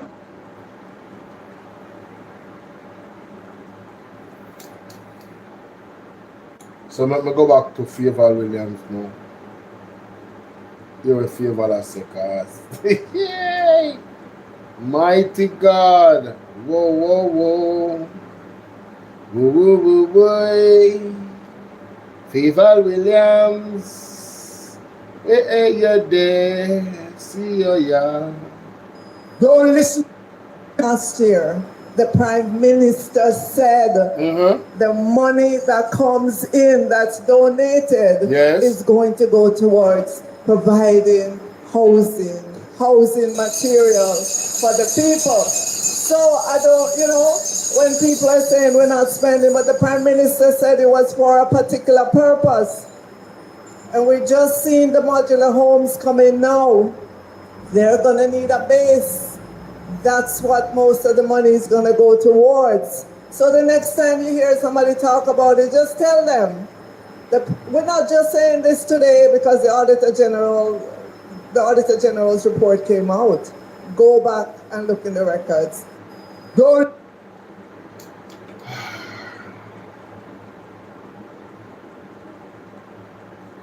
So I found the clip, ladies and gentlemen, where Marlon Morgan said that. Let me just make it hear what him say. Alright? On the CVM interview. Alright? Listen to this. We talk a lot, so just want to find the part. We don't really want to do all of that. Just want to go to the point. So hear him say here, so see? Marlon Morgan say here, so ladies and gentlemen. I found it. And here what Favor Williams say. All right, listen to this. She did say some of the documentation hadn't been provided to her, but she isn't. Senator, the Auditor General has found that didn't find any irregularities. She did say some of the documentation hadn't been provided to her, but she isn't arguing that the funds had been misused or misappropriated. However, that for many people is a very bottom of the barrel argument. There is no expectation that they have that these funds would have been misappropriated. So to argue now, almost 7 months after Hurricane Melissa, 4 months after this audit would have been completed, that no funds had been spent and we must be glad the money had been misappropriated, for some seems a very facile argument. So just to be clear, Julian, I said what I proffered just now for context. We know in Jamaica that we have a low trust environment, and indeed we're very mindful of the numerous instances and experiences we've had with the damning Auditor General reports. So that is for context why I said what I said earlier. But let me... I'm so happy that he knows that the Auditor General reports that came out are damning, but let's continue. But now to the substantive point here. The ODPEM received resources by way of donations into a particular account. For those funds, Jordan, to be onboarded so that the appropriate accounting and stewardship can ensue from a financial management standpoint in the context of government operations, you need to have the regularization of those funds from the Ministry of Finance. In other words, for you to have them passing through the consolidated fund. So they have to be onboarded, and that particular bureaucratic red tape, which I alluded to in my press release. So Jamaica, Marlon Morgan wants the people to believe that The money had to go through the red tape to the point where it took 7 months for the money to be freed up. That's what he wants us to believe, you know. I just have one question for him. What can go so Marlon Morgan wants Jamaica to believe that they cannot get relief money and get relief to the people in a timely manner. It takes 7 months to release the money. The bureaucratic tape takes that long. But, you know, Darrell Vaz could access the money to give JPS on emergency. And buy Starlinks. I mean, these people take us for idiots, Jamaica. They truly take us for idiots. So he says all these fancy things, but that's what it boils down to. It boils down to him telling us, listen, we couldn't get the money for you in time. The money does a free up. That's what he wants to tell us, you know? So Jamaica, let me tell you something. The next time an unfortunate incident happens where hurricane or anything damage Jamaican people and you guys want to give donation, you better you trust Andre Stevens with the money, yeah? Yeah, man, it will reach the people. You better you trust London 45 with the money. Don't trust the government. They are not efficient. They are not timely. They are inept. They suffer from ineptitude. I'm sorry, they're not doing a good job. It takes 7 months for the money to clear up. 7 months. And that is acceptable. They want to blame bureaucracy. And that's a lie. Because I just explained what Darrell Vaz did. He used the emergency powers to get it done. So why couldn't they use emergency powers to get it done for the citizens in the West? Hanover, Westmoreland, St. Elizabeth, St. James, East Portland, St. Anne, St. Mary, all the parishes that got damaged. $1.44 billion is not a lot of money, you know. But guess what? If it was used in a timely manner, right, to people that need it the most, the money would have greater value. Because guess what? Let me tell you why it's important. Let me get this guy off the screen. Come on, from the screen. Arguing that the funds have been misused or misappropriated. Yeah, let me get this guy off the screen. And Favour Williams, she totally missed the ball in her statement, right? Favour Williams totally missed the ball in her statement. But what I'm saying is this, ladies and gentlemen. The people move faster than the government. The people that send down money and all of that, they move faster than the government in helping people. There were entities that had planes back up planes of food. How those planes of foods were cleared? But you're telling me you can't clear money? The money cannot be cleared? Why the money have to go in a consolidated fund? Who started to do that?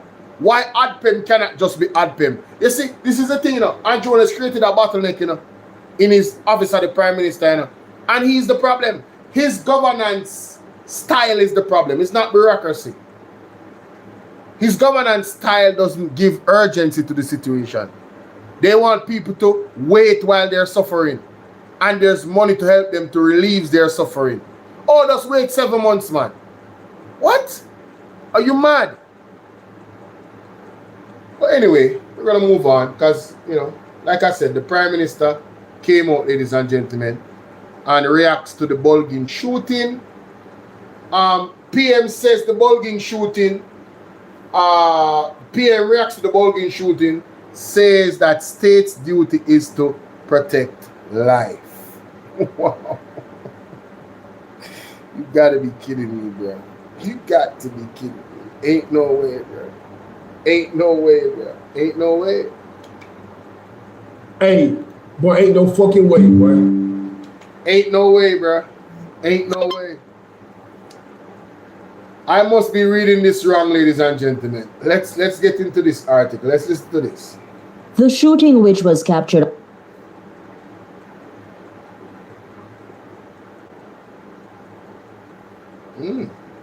What go on? I don't know what go on here, but I'm not hearing anything out of this. Let me just read it. Prime Minister Dr. Andrew Holness says he has deliberately refrained from commenting on the fatal police shooting of a female taxi driver in Granville, St. James. He says there's a need for restraint given his office, despite numerous calls for him to address the incident that continues to generate widespread public discourse. The Prime Minister was addressing a graduation exercise for a staff and junior command course of the Jamaica Constabulary Force, JCF, on Friday. You guys notice where Andrew Holness go to make these speeches? At the JCF, to support the JCF, to reassure them that he supports them in everything they do. Let's continue. Robian Williams reports. The shooting, which was captured on CCTV, resulted in the death of 43-year-old Latoya Bolden, otherwise called Buju. The footage shows the vehicle, driven by Bolden. Shirley, become a member of the platform. The option is there, okay, sweetie? Kenisha Blair, what's up? Minister Dr. Andrew Holness notes that since the incident, he has received Range Glee, big up. emails and messages from members of the public urging him to speak on the matter. Several civil society groups have also criticized the actions of the police and have called on the Prime Minister and the Minister of National Security and Peace, Dr. Horace Chang, to address the issue. But the Prime Minister maintains that, in his role, he must be careful about making public pronouncements. Still, he emphasizes that the overarching responsibility of the state is to preserve and protect life.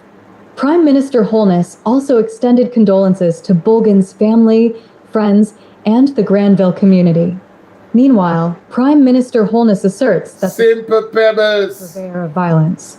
He emphasized that the establishment of the Independent Commission of Investigations, INDECOM, is intended to hold members of the security forces accountable.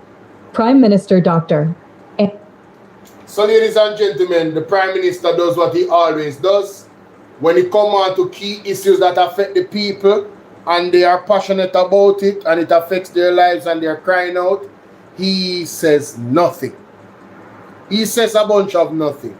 Empty words. Listen to this. Prime Minister asserts that the state is not the purveyors of violence. He emphasized that the establishment of Independent Commission of Investigation, INDECOM, is intended to hold members of the security forces accountable. So you see, all our security forces were out there and do illegal things. Andrew basically has said publicly, you guys are on your own. Him no business about to know. I will tell you if you go analyze people picnic. Anything want happen to no legally happen to no. Yeah. And otherwise you don't know say you have to go see God. So you don't need to repent. Yes, all is good. Yeah, you know it go. So him basically not so much, ladies and gentlemen. Him say condolences, empty words, condolences to the Bolden family, all of that, you know.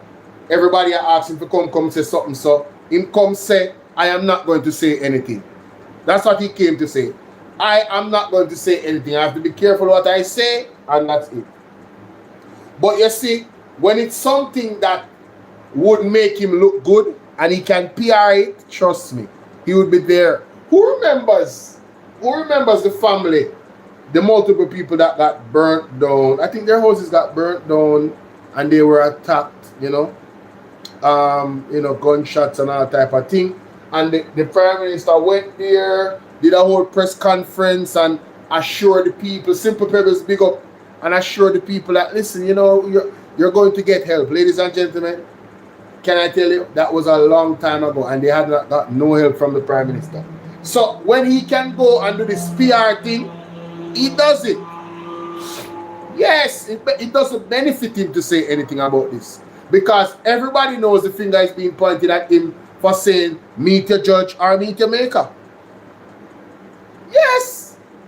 Yes. And also the statements from Horace Chang, and also not wearing body-worn cameras. Everything points back to him. So he doesn't want to say anything, Jamaica. Period, point blank. You heard? Let me see if this audio is playing now. I have been deliberate.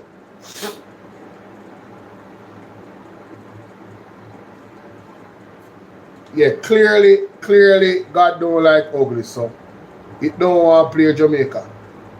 Let me see if I can find, because I know say it must be on TikTok, you know. Yeah, I find it on TikTok. Find it on TikTok, alright? This is Andrew Wallace.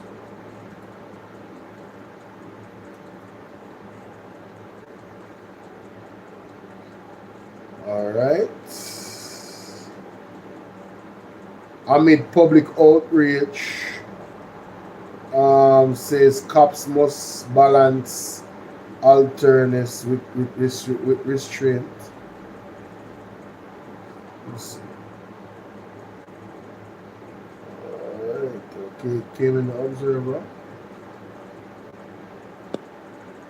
We do not pay taxes to fund the police force, for the police force to be the instrument that takes life. Ah, that's funny. That's really funny. That is super funny.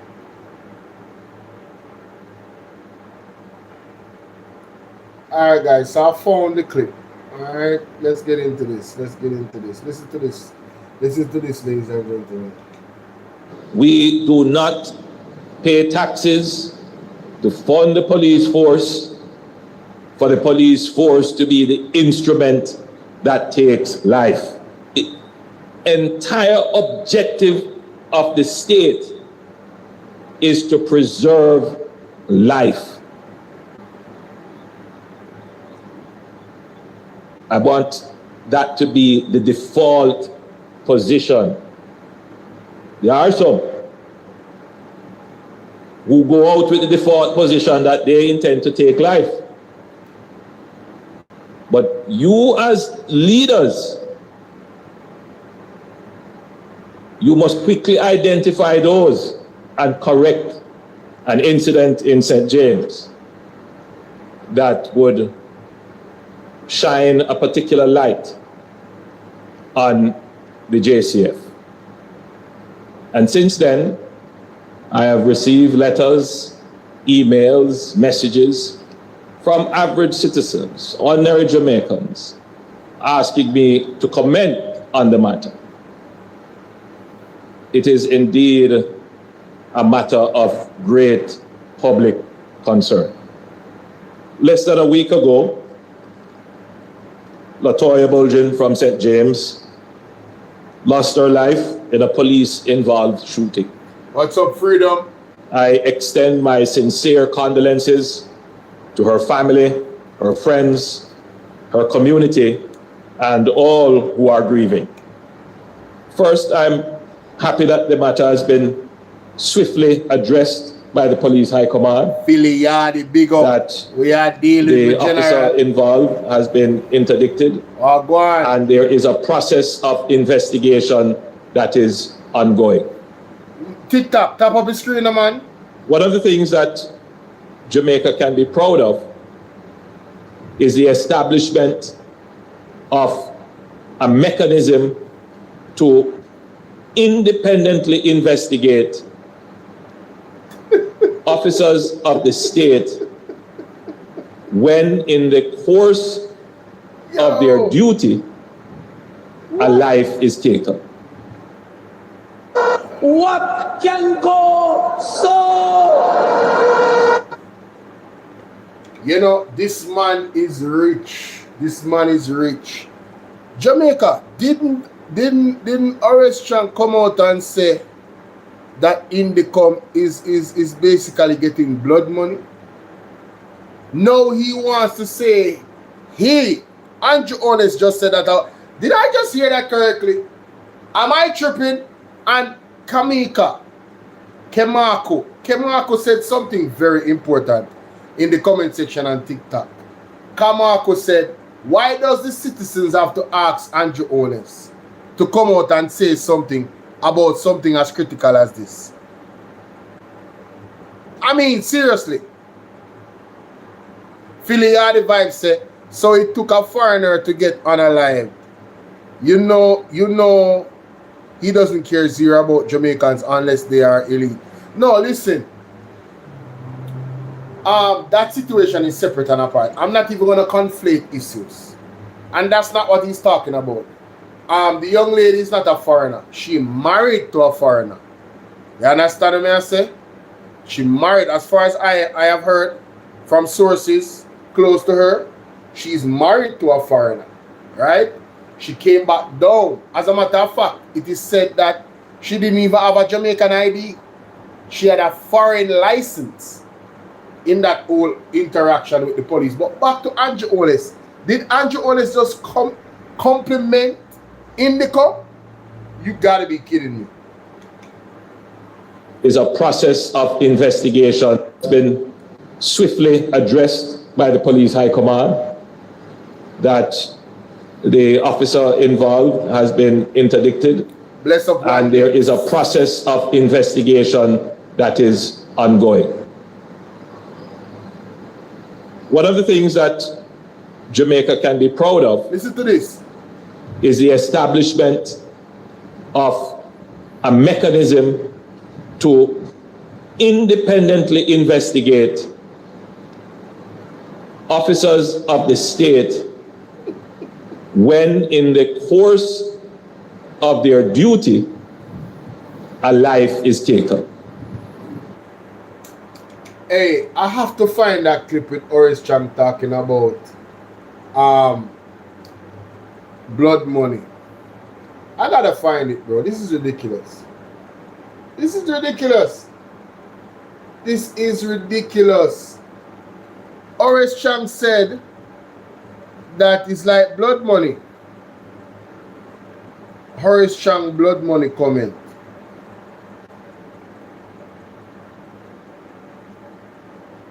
Horace Chang was attacking Indicom. Yes.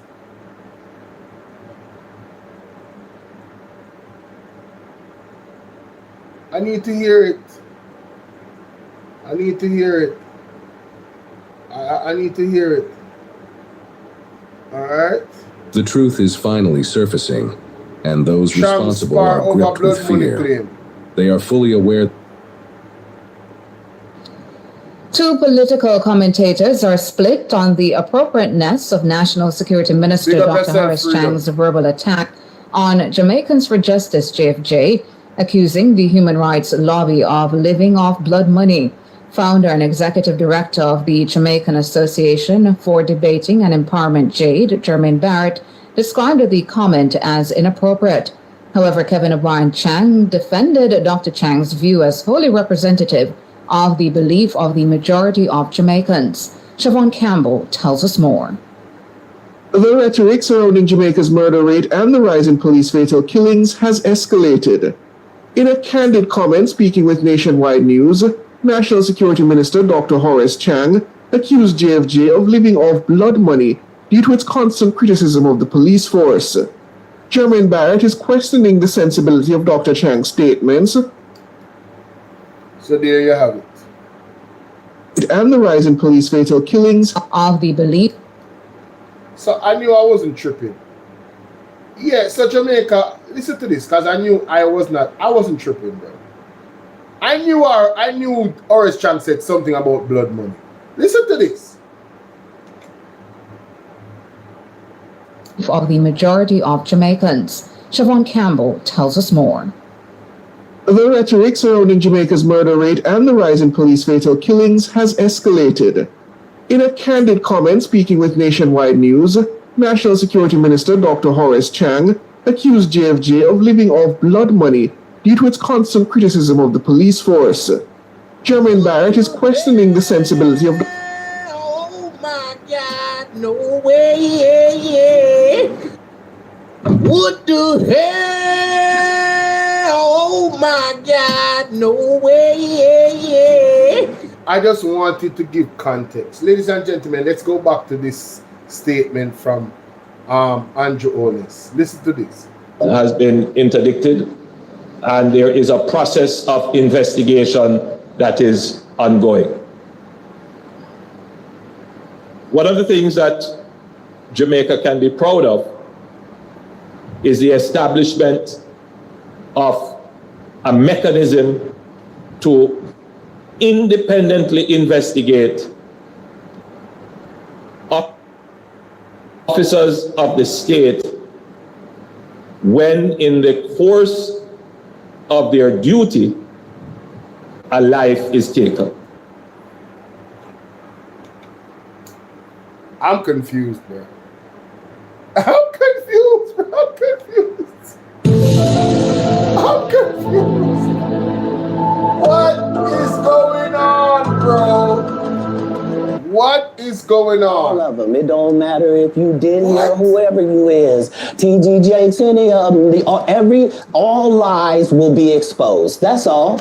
And anyone who takes that the wrong way, know why they take it the wrong way. Jamaica. The truth is the light. The truth is definitely the light. Jamaica, you telling me Horace Chang made statements that Indicom is benefiting from blood money, and then months after or however long after, Andrew Owens says the Jamaican people should be proud that we have an entity like Indicom that can investigate these matters. Man, you cannot make this shit up, bro. You cannot make this shit up. Oh my God. That's where I'm going to leave it for this reaction. That's crazy. That's crazy. So you heard it for yourself. Out of their own mouth. This is what we do over here on BOLO V&R. BOLO V&R 2.0, BOLO V&R clips, wherever you're watching this, BOLO TVV, all of it. TikTok, anywhere you're watching this from, you already know. This is how I do. Bringing the evidence, playing their own words, and showing the hypocrisy, showing the craziness of it all, because I think that's wild. I think it's wild for Horace Chang to say Indicom is living off blood money and defend his statements after getting backlash. Don't forget that. He defended. There were media pundits coming out defending Horace Chang, and I was like, you guys are evil. All of you are exposed. Every last one of you defending Horace Chang and thinking the way you're thinking, you are demons. It's quite clear. To me, that's my opinion of you. You guys are absolute demons. You feel me? But hey, man, let me know what y'all think in the comment section, man. Get this video to 2,000 likes, man. Wow. Wow. Yo.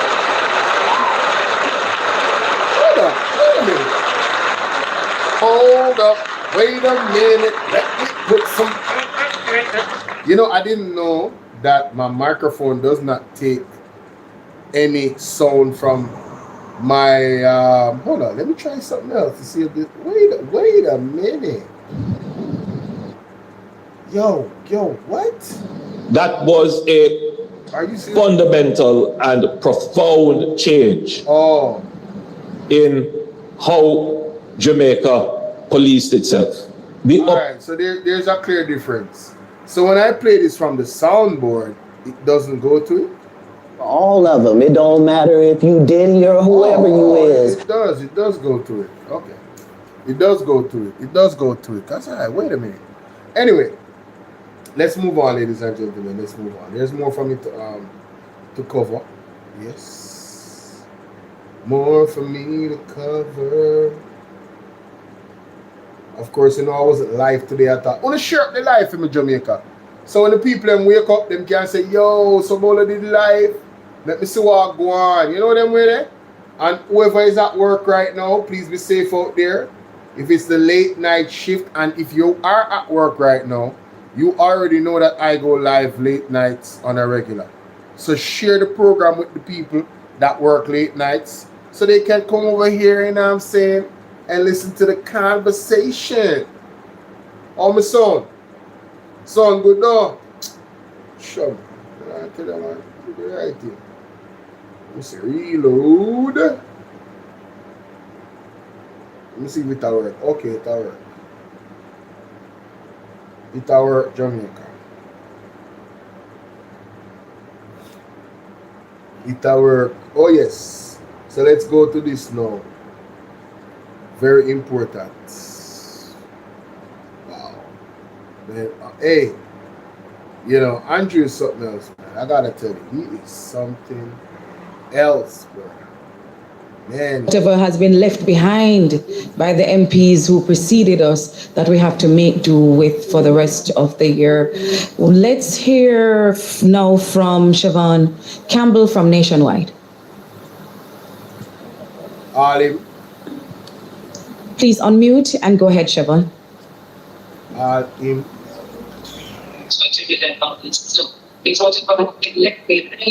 If I'm not seeing Siobhan on mute, can I take the stage? Yes, please go ahead. Say your name and the media house you represent. My name is Colin Bell, Portland Spice TV.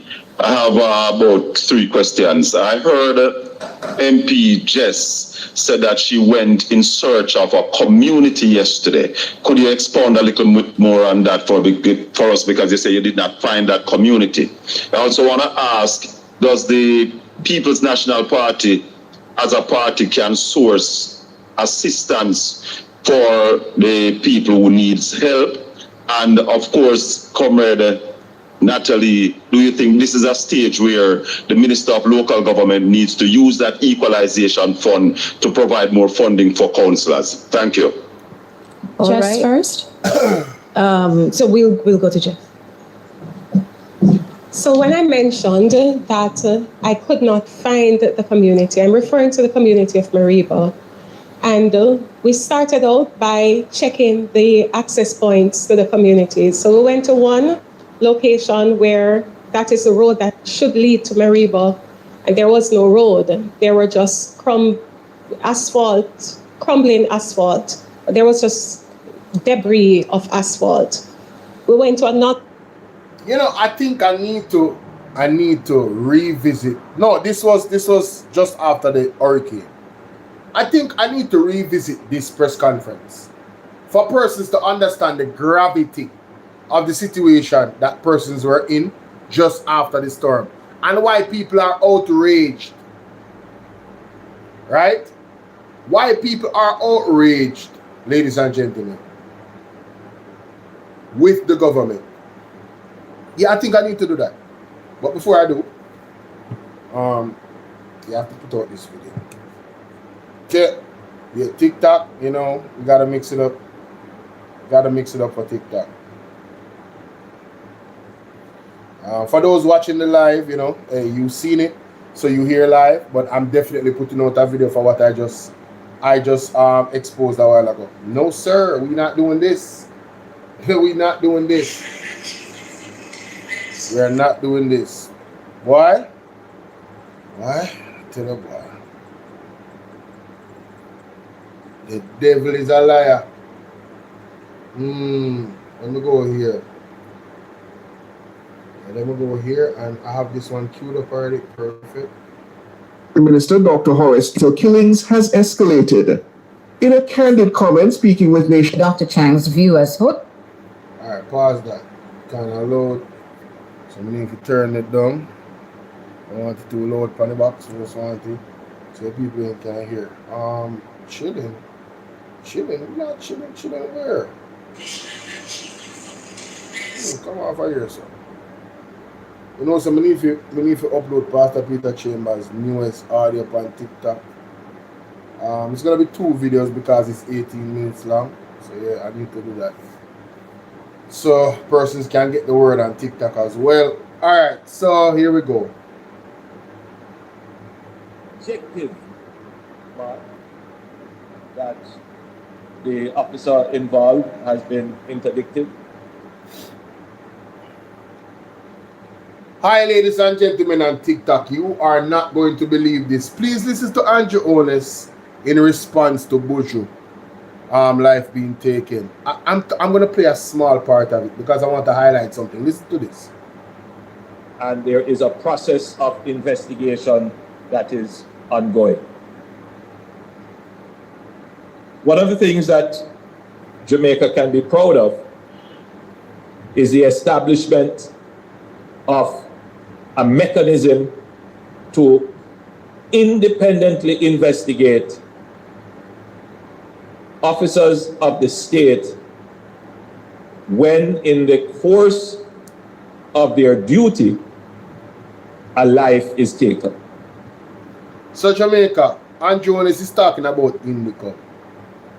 Indicom is so we the Jamaican people should be proud that there is something established like Indicom to investigate officers, you know, showing that the system works. But wasn't it like, I don't know, some months ago that Horace Chang said this? Representative of the belief of the majority of Jamaicans. Siobhan Campbell tells us more. The rhetoric surrounding Jamaica's murder rate and the rise in police fatal killings has escalated.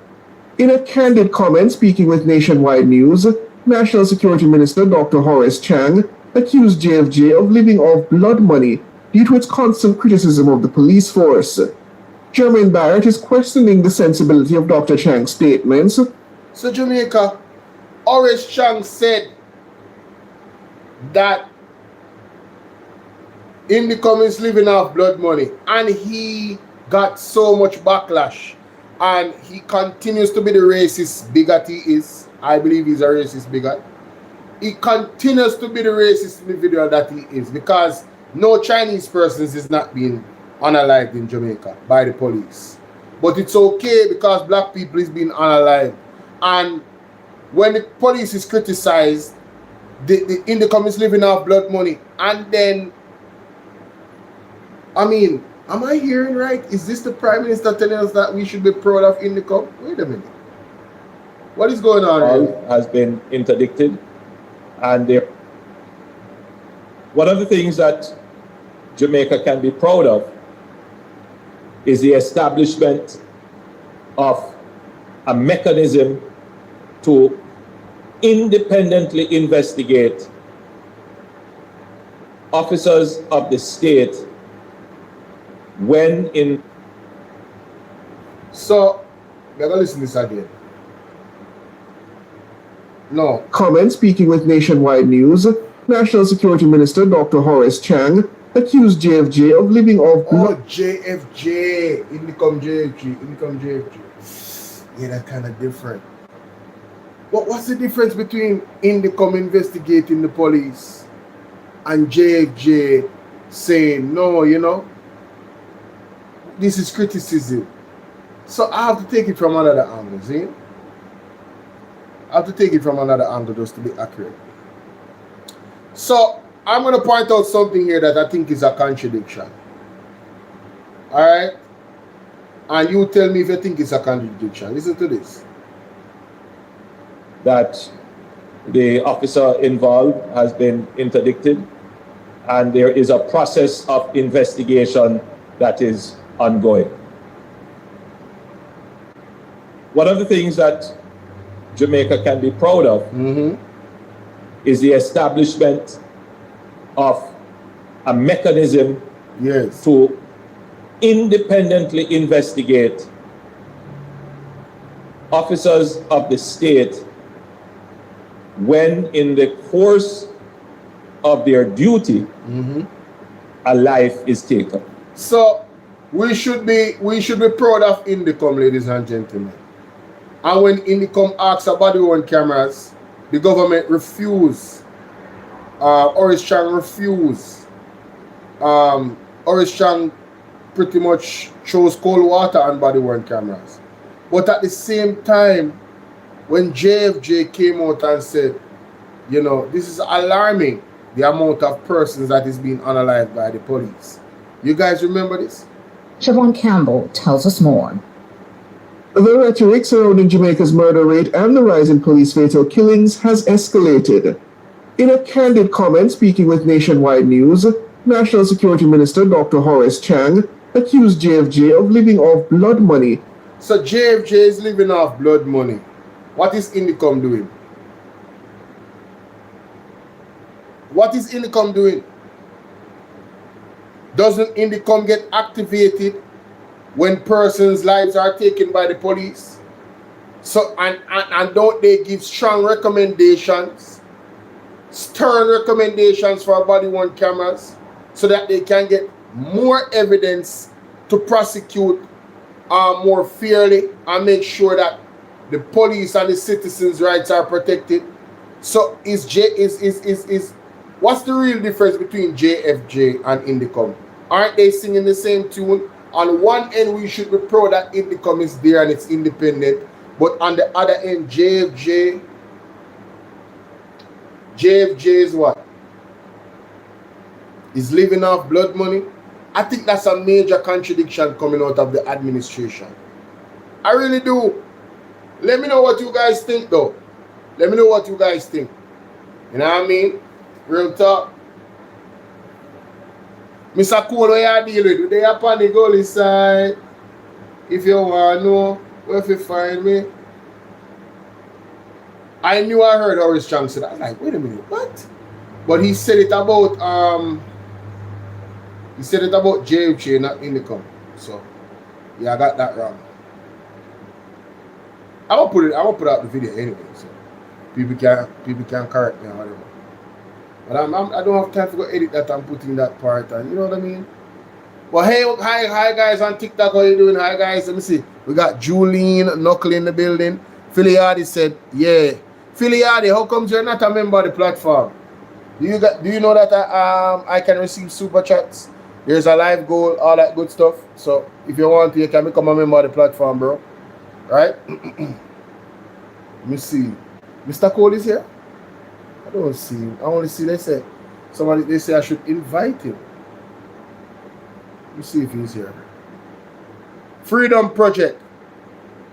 How when you going to link me? So we can get the shirt them. Hey, Tan Pretty Wagwan. Perkins, big up. Let me heal up some people over here. So Janet Perth Wagwan. Rare Minerals, big up yourself. Dimple, Simple Pebbles, Deal, Bassy, Gold Shop. And if you're on YouTube, say something in the chat. Say hi because I can't see who's watching. Tamar Brown, Dorel McKennis, Nets Morgan, Clinton, God bless Sonny Son, Madwan, Des, Grace, Devon, Denden, Antoinette, Thomas, Annette, Garth, Claudia, Cards Music, Joy, User 637, Denise, Lynette, Devon, Fuji, Rambo, Hot Girl, Ian's, Rangeli, Delores, Odessa, Talman, I am Coley, big up yourself. We have Lencent, Barrett, Anne-Marie, Rose, well, Romario, Rambo, Girl, well, Rambo and then Girl, Tomlinson, Lamink, Lilith, Freedom. Hey, I want to invite you guys to become a part of the fan club, ladies and gentlemen. Just click the button right up here, sir. God have mercy. Right up here, sir. Yeah, and join the fan club. Alright? Yeah, man. Manners and respect. Every time. Every time. I just manners and respect. Every time. Let me see if this is the one. No, this is not the one. This is another one me I look for. This is not the one.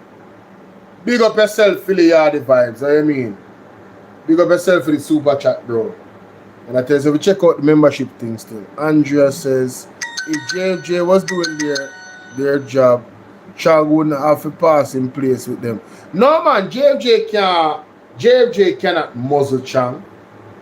JFJ cannot muzzle Chang. Is the wider community. Nobody cannot muzzle Chang. Right? He can say anything he wants to say. You know who can muzzle Chang? The voters then. I want to vote for him and put him in the St. James. If you never vote in him, couldn't be in our government. Aren't you honest too? Aren't you honest in position more deputy prime minister? Yeah, so, you know, at the end of the day, the people are the ones that are responsible for that situation, yeah? All right? I'm just saying. It's me again. It's your brother BOLO V&R. He's out. Let me just find it here, man, because I don't know why that takes so long. Big up yourself with the super chat though, bro. Love and respect. You know what I mean? I know a lot of people, I don't really get to advertise it a lot. So enough people don't know, so I have to continuously advertise it and let them know that, yo, you guys can send super chat. There's an option there on BOLO V&R 2.0. June said blessings. Things getting really hot. In the wrong way. Dale, how you doing? Dale Morrison, not me. No, sir. What do you mean not you? In terms of voting, vote for Chang. Listen to me. Who the cap fit, let them wear it. You see me? Alright, so you think that nay, my boo, nay, I love you. What's up, Nene? How you doing this wonderful Saturday morning? How you doing? What's good? Let me see. I believe it's this one. I believe it's... No, it's not? Okay. You want me to think something with the have it, you know? With have it, man. With it have it. So, oh, it look like him take it down, so. Oh, what the backside I go on? Oh, that one, yeah. Okay, got him. Jamaica. When you don't hear this joke thing, yeah. You know, so I'm not change this. More keep the file the right way. Let me use this one. Because I go back to that video there, you know. This video with the People's National Party press conference. I'm gonna go back to it. Because so much things is in that video. Change was me. Context. So the change was me is the fact that we still memorandum.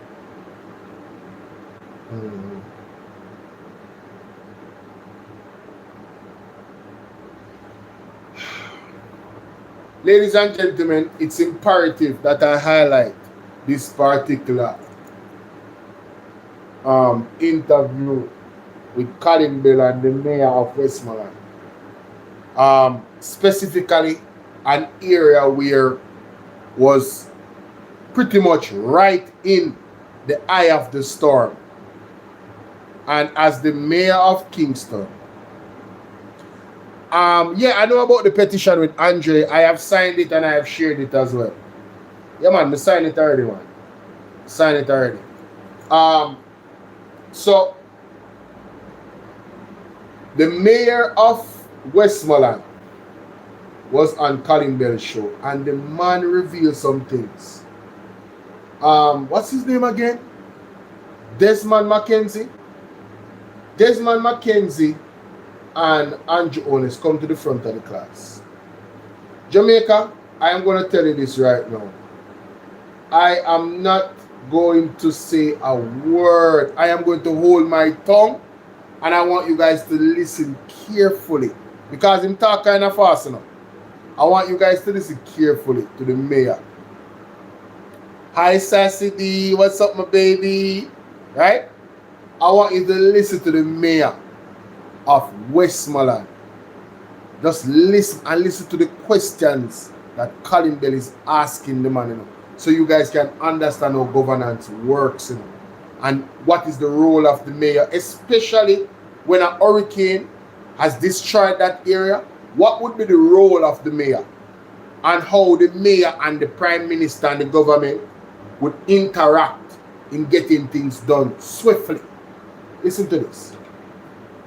Of understanding in Kingston and sent it down for us to mend work our gaps. Subdivision 3 a lot of gaps. How do you plead? Yes. So the minister in the working season. The government have too many things to hide. What are they hiding? What they are out of school, what happened to cooperation? We have on the line His Worship the Mayor, Dan Reed Delancey of Savlamar. Your Worship, good evening. Good afternoon. How is it down in Westmoreland, sir? Well, the road to recovery for most of our people down in Westmoreland is a very slow and painful one. Wow. We are at the brink, basically at the brink of the new hurricane season. And we still have people who are basically living nowhere. Still have a blue tarpaulin as their roof. Still have no walls, no furnishing, nothing. And those people who were living in the shelters. So Jamaica, you heard what he said about no roofs, having tarpaulin and all of that. I want to put it into context that this interview was done, I think, May 21st or May 20th, which was 2 days ago, right? 48 hours ago from me recording this. Okay? Listen. The minister said it was your fault. It was the municipal corporation fault. Why the people them no move out of the building them, and why the platforms for the container houses were not built. How do you plead? Well, I would in responding to that, I would like to basically give a brief backdrop to the whole scenario, because it goes deeper than the minister than what the minister is portrayed. Yes, and that's why you're here this evening to clear the air. As good. Okay. Yes. So the minister and the ministry from late January, sometime in January, formulated a memorandum of understanding in Kingston and sent it down for us to just sign and go through with it. It's supposed to have been a memorandum of understanding signed by the ministry, the Food for the Poor, and the Westmoreland Municipal Corporation.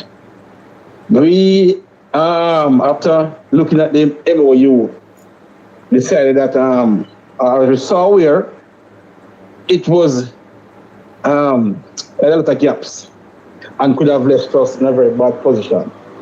One, in terms of funding, and two, in terms of land tenure, three, in terms of approvals, in terms of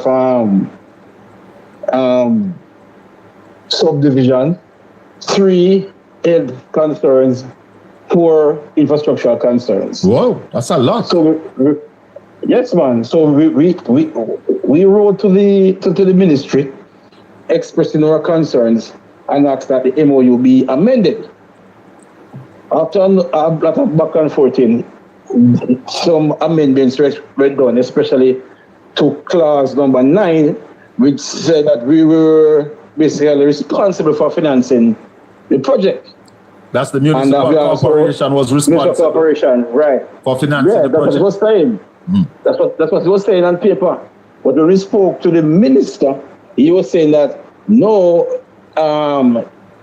they have a cabinet agreement and Ministry of Finance will be provided in the morning. So we said no, this is on paper. We wanted to change to reflect that. Yes. So change was made. So after the change was made, despite the fact that we still weren't completely satisfied with everything in the MOU. But bearing in mind the plight of the people in these shelters, we went along and we signed. Yes. After we signed, we were then told that that Food for the Poor had pulled out of the MOU. Oh? And I've been made to understand, yes, I've been made to understand that some of the reason of pulling out surround some of the same concerns that we have.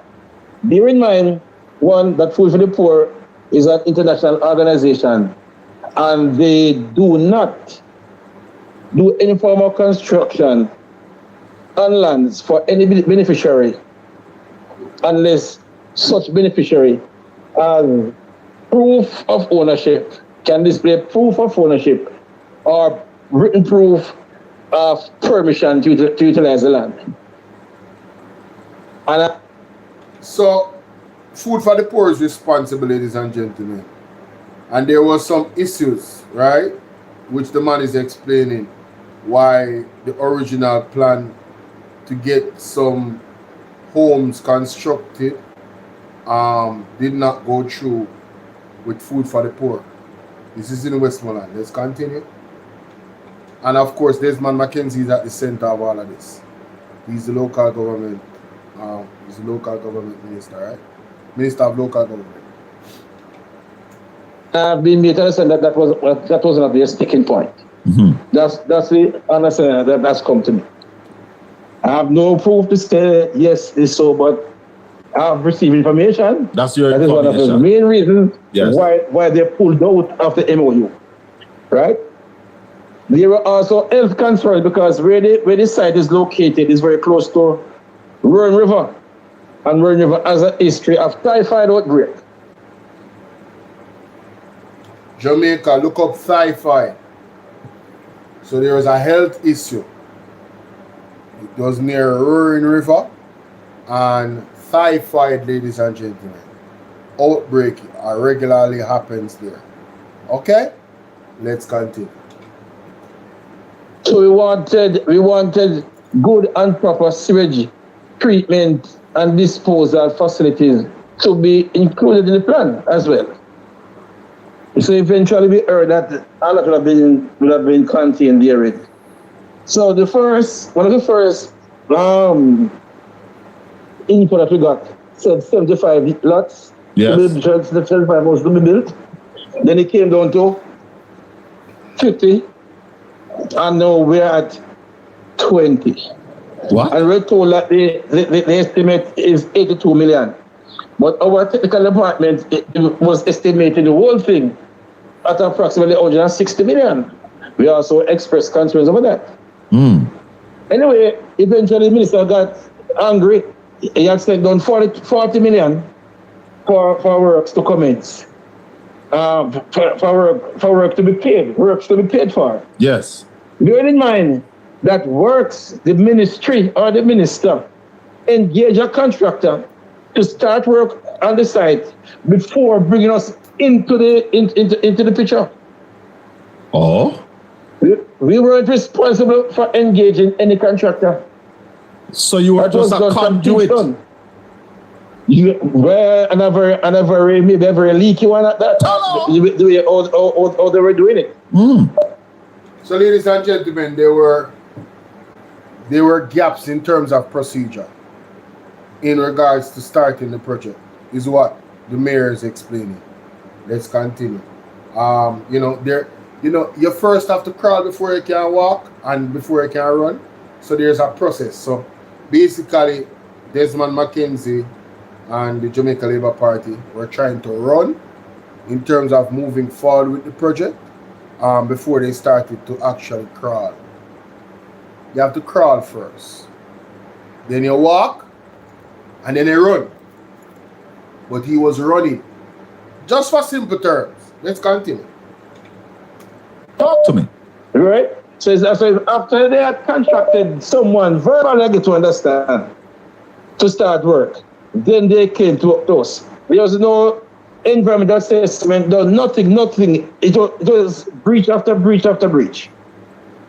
So we were reluctant to sign. He got angry and sent back for the 40 million. So we sent it back to him. Yes. So we thought that was the end of the story.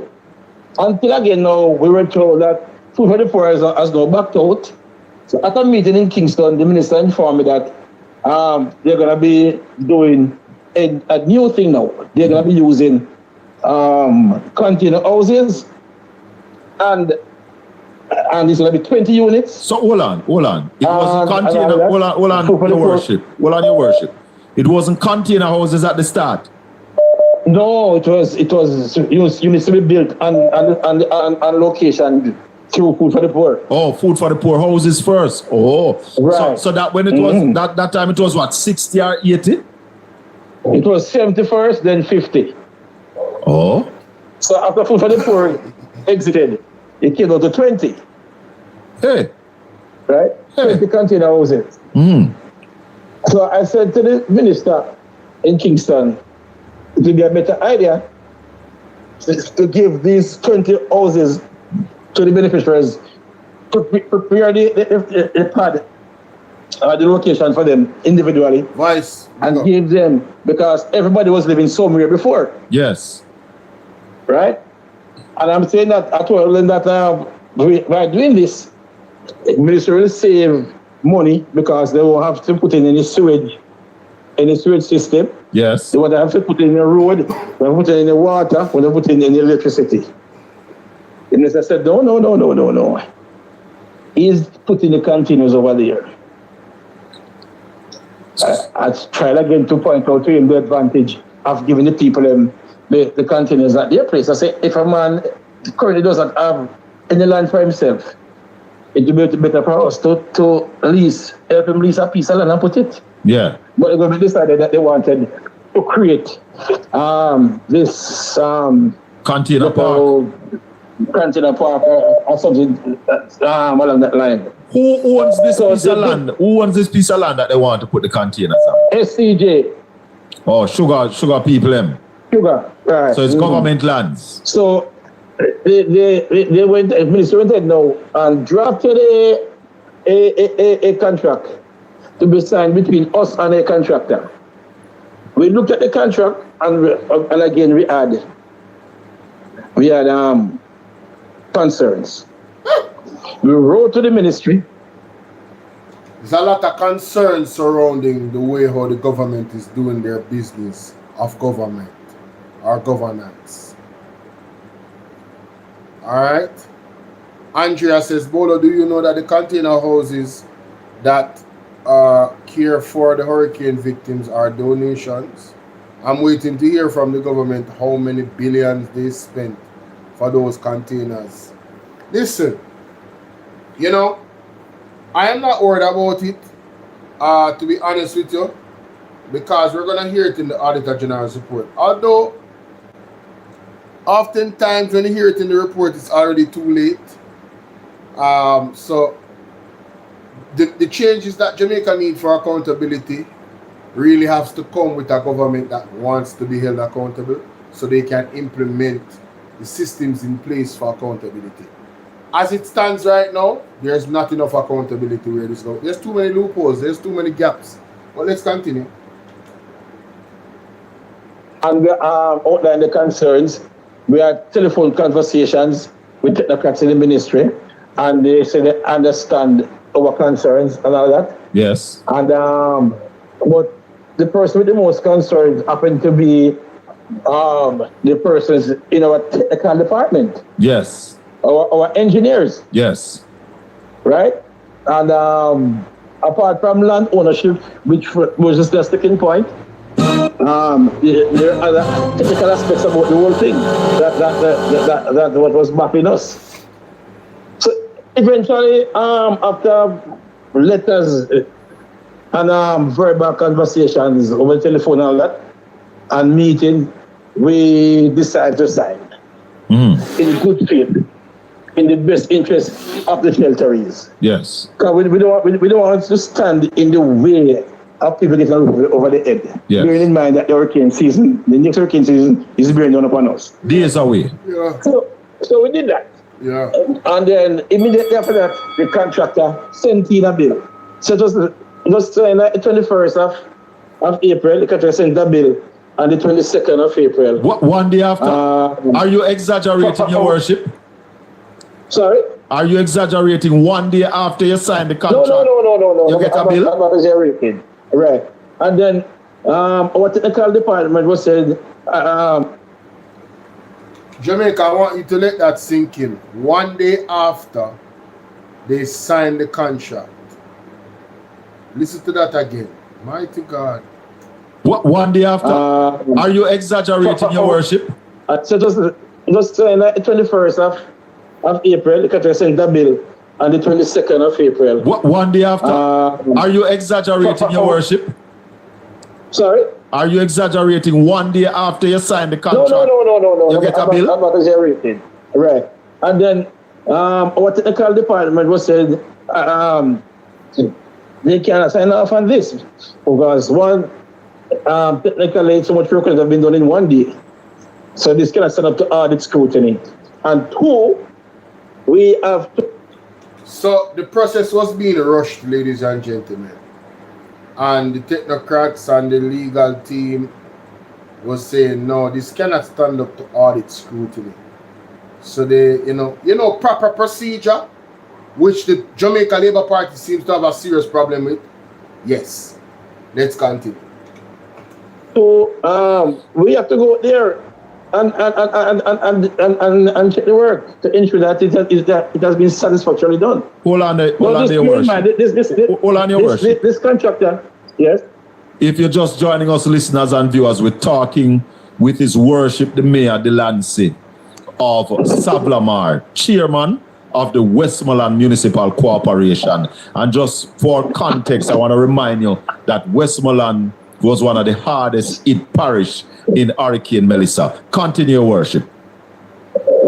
Right. So we have to prudently go through these projects, and then the technical department will have the time now to go and check the work to ensure that the work has been satisfactorily done before signing off on these works. And to make a payment. And then to make a payment.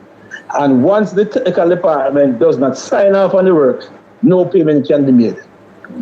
And under the Local Governance Act, no one cannot force the technical department, not even the minister himself. The mayor, the CEO, the minister, no one cannot force the technical department to sign off on works until they are satisfied about the work. So that is where we are at the sticking point. And I must point out that the contractor doing the works is a reputable contractor, of course. Yes. He has a good track record in the parish. Mm-hmm. But nonetheless, the technical department will have to go out and ensure that what is on paper is actually what is out there in the field, in reality. So what happened after that? That took some time, and the contractor was eventually paid. Mm-hmm. But the minister was communicated to and was told the process and what was happening. But I guess the minister became jittery and vexed, cross and miserable after MP Vaz pointed out some shortcomings with the two teachers' cottages that were prepared or being prepared to be a temporary housing solution for the shelteries at the Petersfield High School. Bearing in mind that the houses, these 20 container houses, is a longer term thing. Mm. And the deadline of May 8th was fast approaching. And the minister did not want to miss another deadline. At what stage was it decided that the teacher's cottage would have been the place that the people would go to? First, I point out that the Westmoreland Municipal Corporation was none whatsoever involved in the refurbishing of the teachers' cottages. Neither the principal cottage or the teachers' cottage. We were not involved in refurbishing works there. Were you aware of who the contractor is? Were you aware that that was the place that they were going?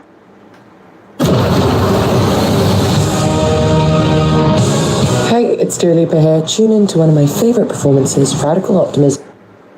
Yes. At what stage you were made aware? We're involved in refurbishing works there. Were you aware of who the contractor is? Were you aware that that was the place that they were going? Yes. At what stage you were made aware? We were made aware, I would say at least 2 weeks before. Okay. Before the deadline. But we were not asked to be a part of that process. The ministry took that on and got their contractor, our contractors.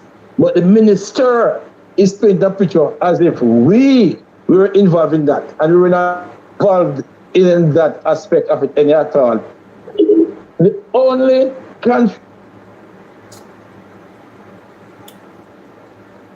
I'm so pissed off right now.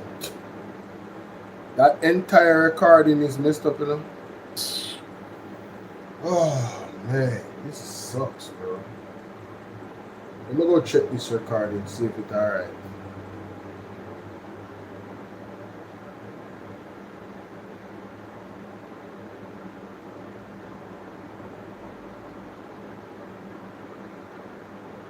We can't open. It's unsupported. Encode. When we encode. Huh?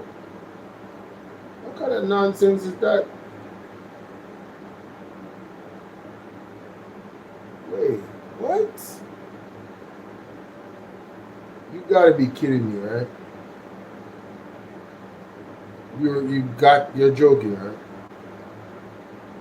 Alright, so let me play it from here. Hey, ladies and gentlemen, it's a brother BOLO V&R.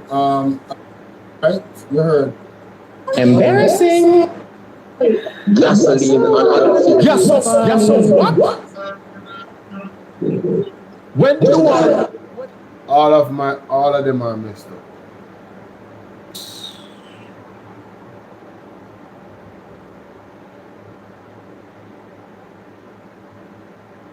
Oh my days, oh my days, oh my days. You know why all of them are messed up? Because OBS used the audio it wanted to use, and not the audio that I selected for it to use. It used a default audio. So every time the speaker was playing, so all that work I did is messed up. Oh my God. There's an echo. It's going to be terrible. I cannot post it. I cannot post that. There's no way. There's no way I can post that. Absolutely no way I can post that. The only thing I can do is, man, I gotta just do it over. This is horrible. You know, it's hard to do over, especially when you do your raw reaction to the information. It's hard to do over. We have 60 people watching. Can we get 60 likes on the video? Can we get some more likes on BOLO V&R clips? Like and share. Share to at least 5 people. TikTok. Why? I don't know what to tell TikTok. It's hard on TikTok, man. I need my TikTok folks over by YouTube. Can you guys subscribe to my YouTube channel, please? Because you guys are there the whole time like this. And I appreciate it. I don't know why TikTok is so messed up where you have to constantly be double tapping the screen. Who came up with that idea? Who came up with the idea that people have to beat up them phone screen? That person is an evil individual. Who came up with that idea? You know how hard it is? You gotta be on your phone, pressing your finger like this. Yo, you know what too? You really have to like somebody content to do that. You genuinely have to like somebody, because hey man, I would be annoyed at some point. I mean, I ain't gonna lie though, I be tapping that screen, boy. It has to be something that I really like. I be tapping that screen. The content gotta be great, because most of the time when I'm listening to stuff, I'm multitasking. So it's like, I don't have time to be at the phone. I got other stuff to do. And I'm sure people have other stuff to do. TikTok is wild, man. YouTube, all you gotta do is press the like button one time. And it's registered, and we know you hit the like button. You know what I'm saying? Feeling all the vibes? Whoever did that is a wild individual. I'm just thinking about it, man. You know how hard it is to get 50,000 likes? on TikTok, I want 50,000 likes on all of my videos. You know? But if you have a certain amount of people double tapping the screen at the same time, 50,000 likes is easy. But when it's a few people, man, that is hard, bro. And most persons are not that cooperative anyway. They be listening to me say hit the like button like they're doing right now, and they are not hitting the like button. Like, man, I ain't hit no goddamn like button, bro. I don't even like you. I'm just here, just listening and recording, you know what I'm saying? And see if you mess up somewhere so I can use it against you or something. You know, you have those monitoring spirits. Yeah, there's a lot of monitoring spirits that watch the platform, unfortunately. And how I know is the like button comparison versus the amount of people that is watching. I never understood. And then the other thing, let me tell you. You see, if a person does not sign into their YouTube, they're not able to hit the like button, you know. You have to sign in so that YouTube can know that you are a registered individual to hit the like button. So say for instance, you click the link on your WhatsApp or your Facebook or anywhere you saw the link and you're watching. Well, if you go from that aspect, it's not all the time it goes straight to YouTube where you're already signed in on the app.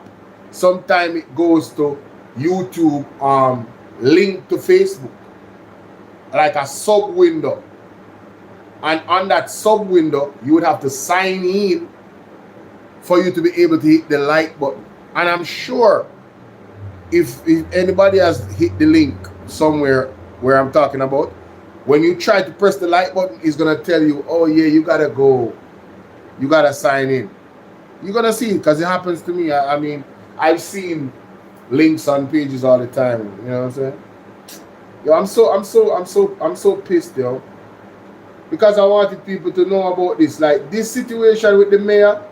Yo, there's something this man said in here that is absolutely wild, man. I couldn't believe it. I couldn't believe it. Corporation, in collaboration with that agent, should be playing a major role in assisting the citizens of Westmoreland? Well, what we have had to be doing, we have had to be drawing persons or employees from other departments who, whenever we can, to assist with the running of that office. But we have a committee. There's a committee in place. Mm-hmm. We have the emergency operation center that is run by a committee, and this committee is basically a subcommittee of the disaster preparedness management committee, which is a full committee of council, and it comprises other stakeholders, such as the JDF, the JCF, the Jamaica Fire Brigade, SDC, etc. So, what kind of assistance you've been getting from central government? Is central government working through the parish council to deal with the disaster relief of the people in your parish? You know, in terms of relief, you know, that means I haven't seen much of that. I can tell you that I know of each division being allocated $250,000 for hurricane relief, to purchase hurricane relief material and stuff, hurricane relief supplies, immediately after the passage of Hurricane Melissa. 250,000? And that per division, that works out. If you stretch the money, you can get about 50K. You can get about 50 care packages. Hold on, Your Worship. How many divisions are in your parish? 14. You have 14 divisions. But your parish is one of the hardest hit parish. It was the hardest hit. And you are saying it was the hardest hit parish of the hurricane. And that's where the hurricane made landfall. New Hope in Westmoreland, White House area. The elected representatives, the local representative within the parish, only get 250,000 each. Right. That's less than 2,000 US in your worship. 250,000 Jamaican. And then for hurricane cleanup. Yeah. From our special grant funding at the council. We were able to provide 500,000 per division for emergency works. So for all of my persons that live in the United States and other parts of the world, the international audience, I want to put into context what, you know, the mayor is saying of Westmoreland. Immediately after Hurricane Melissa, he has 14 divisions in the parish. Each division got an allocation of 250,000 Jamaican dollars to buy, you know, hurricane supplies and stuff like that, you know, care packages. In case you want to know how much 250,000 Jamaican dollars is, round about 2,000 US. Yeah, almost. Not really 2,000 US, but call it 2,000 US dollars. I want you guys to let that sink in. Just let it marinate for a little bit. And I want you to tell me in the comment section if you think that our government in Jamaica is a caring government or a serious government about helping people that were displaced, lost their homes, lost everything. Tell me that they are serious about giving the people on the ground the tools that they need. You know, the elected officials, if they're serious about giving them the tools that they need to help the people on the ground. They haven't gotten any more money, according to the mayor. They only got 250,000 Jamaican dollars. 2,000 US dollars. Some of you spend 2,000 US dollars to help pay for parts of your vacation. I just want y'all to let that sink in. Let that sink in. The Jamaica Labour Party, the Andrew Holness-led government of 2026, a massive hurricane destroyed the western portion of Jamaica. And for my overseas listeners, I want to put it into further context, where you see that this looks like political victimization, because the areas that got damaged and the areas that the government has failed to respond adequately to, these areas voted for the opposition for the most part. As a matter of fact, it's clear with the results in those areas, because the elected representatives are from the opposition. Dwayne Vaz, Ian Hales, Dr. Nathan Campbell, and then you have the councillors, right? So, and you have the mayor. The mayor is a PMP representative. Delores, how you doing? Jam, big up yourself. So, for my overseas listeners, I really want you to tell me, because shout out to Bella. Bella has been an awesome guest on TikTok. I don't know where she is right now, but I don't have any contact for her outside of messaging her on TikTok. But, I remember the first time I explained to her the Bengal mining permit ruling by the judge, and her facial expression. I wish she was on camera and I was recording while she gave the look that she gave when I told her that our government is appealing the Bengal mining ruling that says pretty much that the Prime Minister had no right to actually overturn the NRCA's ruling of not giving them a permit to mine in that area, because the air quality would be destroyed. And this is what they said this is what they said, not me. The air quality would be destroyed, the water sources would be destroyed, and also there's animals in the area that are endangered species that would die.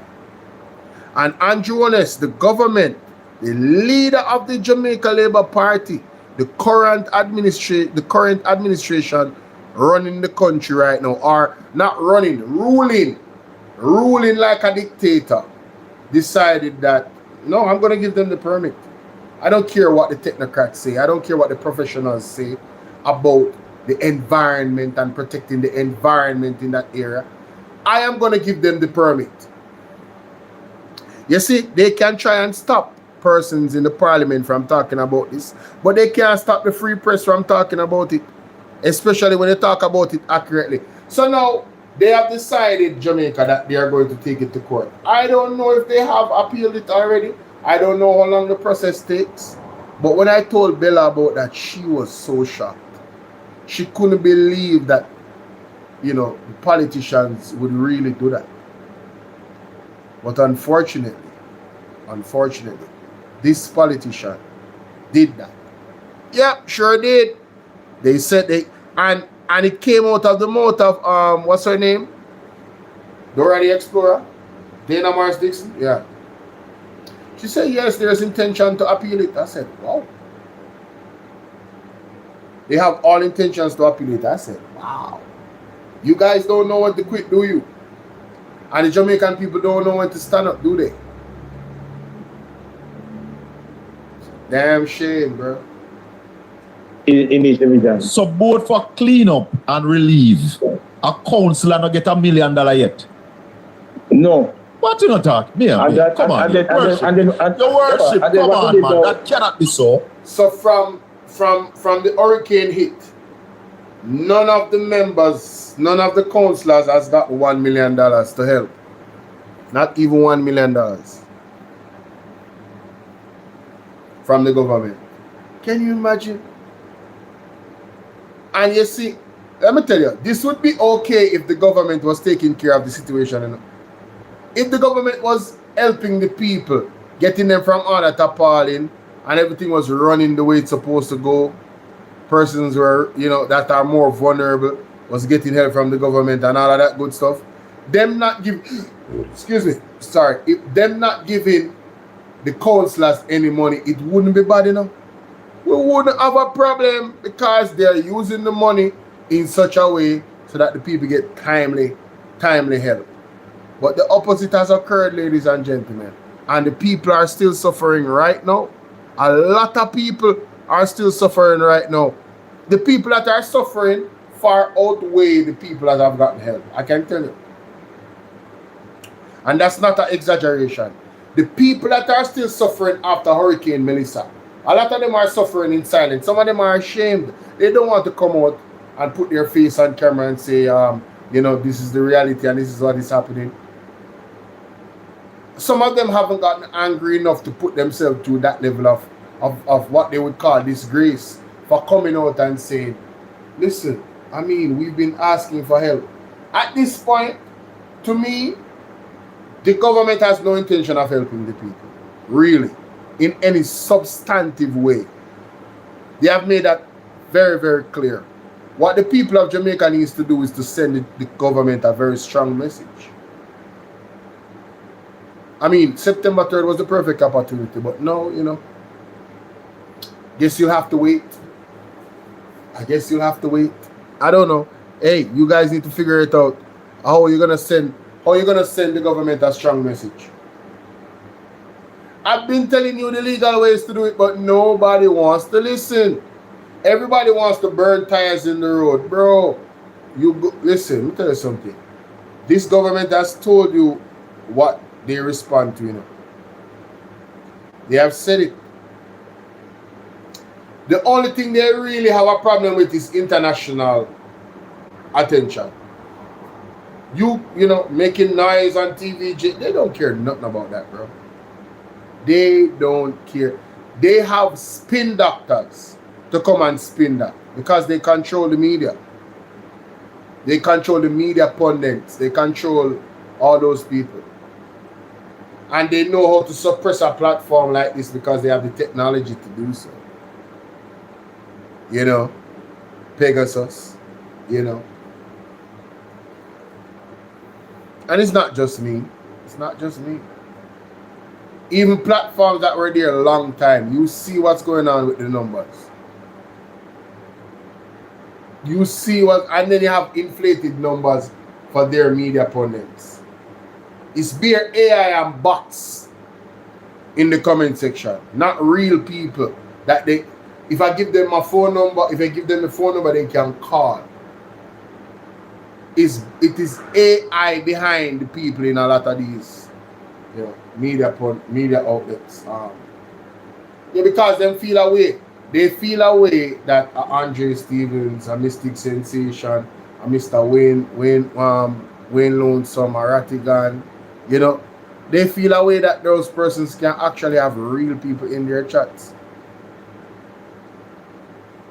And when the phone lines are open, man, I know, you know, before I was getting a lot of calls, but I didn't want my program to be like a call program. And a lot of the times when I did it, you know, because I have a schedule like in terms of what I want to talk about, and I want to maximize, I have like I'm organizing what I want to talk about, it take away from my time, you know, to be a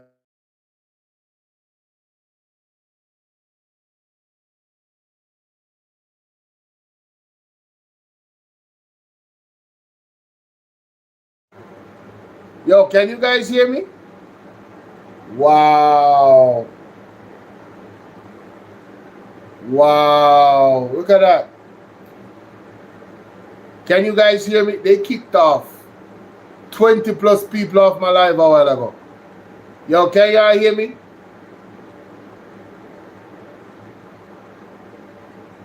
My check, 1 2 1 2. You guys hearing me? If you can't hear me, put a 1 in the chat.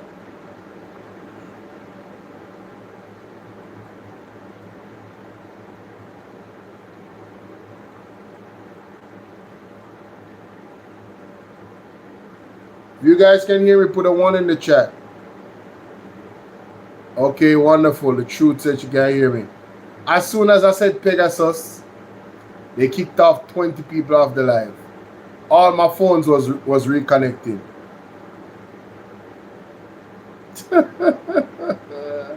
Philly Yardy vibes, thank you for responding. As soon, I told you there were some monitoring spirits over here. You know? As soon as I said Pegasus, they kicked off 20 people off the live. By the time I came back, I only saw like 39 people. When there, no, yeah, 39 people when there was like 60 something. Can you imagine? I had to connect my my data to my phone. It appears as if they hit my my box, my internet box. Lord of mercy. And then well, we then encourage the councillors. From before the hurricane, from just threatening until after, we encourage the councillors to use money from their Perk Revenue Fund allocation. Yeah. For preparation work and also for cleanup in aftermath as well again. So the cleanup after was an ongoing process. Have you met with the Prime Minister since the hurricane, Your Worship? No. What? The Prime Minister came. When the Prime Minister came to flew, I went to every other parish. Basically, that was affected, you know, except Westmoreland at the time. And I saw in the media when he said when people were expressing outrage at him not coming to Westmoreland. I saw in the media that there was nowhere to land. So hold on, you know, Your Worship. You are the Prime Minister's representative in the parish. Based on protocol, the mayor represents the Prime Minister, the custos represents the Governor General, and you are saying a Category 5 hurricane hit Westmoreland, and you have not met with the Prime Minister yet? No. So you guys hear for yourself. The hardest hit parish in Jamaica, the mayor of the parish has not seen the Prime Minister. He has not visited there. The other day I put out a video on TikTok. I mean, you know, Queen of the South, Nikisha Burchell said that Andrew Holness, after several invites, has still not come and seen what the people of South St. James is going through. Let that sink in. The Prime Minister that, you know, they come out and they say these buzzwords, we are a caring government. But the Prime Minister has not done a tour. Not in a helicopter, but on the ground to see what's going on with people. To have a sense of what they're going through and what they would love, you know, to happen. To make things better. South St. James, one of the hardest hit parishes as well. Andrew Holness has not done a tour in South St. James. And you know, there's persons that will make excuses for him on social media, and that's why I block them when they come on my TikTok, because they come on my TikTok more. The lab rat them dip on TikTok hard. That's why I'm not too like TikTok. That's why I'm even come over here. But you have some comrades over here as well. Big up the comrade them. You guys make it worthwhile coming over here, you know. And for the persons that are neutral and one of those sensible, pick up on yourself, no man. Big up on yourself, man. Neutral and sensible, big up on yourself. If you don't trust either government and you kind of hold off and you definitely don't trust Andrew Holness government, none at all, and you say, alright, I'll give Marky G a chance, I'm going to prove himself, me respect on it. Respect on it. Respect on it. But all I'm saying to you, give him a fair chance. You give Andrew 5 years, then you give him one next 5 years. And even now, some people still not see nothing wrong with the Andrew. And the man them a juke out the people them eye figuratively and literally. The way of them governing things, and you know the money is not being properly accounted for. We don't know, you know, where the money is going really. We just don't know. There's not proper accounting for the money. Trillions of dollars is unaccounted for. And that's a fact. No, not at all. Are you the person leading the recovery in the parish? From the Minister of Corporation standpoint. Because the Minister of Corporation, you know, is a legal entity. That's why I'm asking you, you are the person leading the recovery. Right. Are you, sir? Are you leading the recovery in the parish? Yes. As the chairman of the Minister of Corporation. Have you been given the necessary? Have you been given the necessary resources to do your work? Definitely not. Definitely not. Jamaica, you hear that? The man asked the mayor if he has been given the resources to do his job. He has the title, you know. He's the one leading the recovery process, you know, but he's not getting the resources that he needs to do so. Hey, my side, we can play one game. Because maybe if we play one game, you know what I mean, we can get some. From the other day, I've been doing live stream on TikTok. I'm telling you, you guys not showing me a lot of love, man. There's a lot of new people. You guys don't show me a lot of love, man. I'm not telling you lie. You know, I don't ask so much. I ask for the likes, and I give thanks. You know, but I have a life goal and I've never hit my life goal. The most I've gotten on my life goal is like 2 money guns.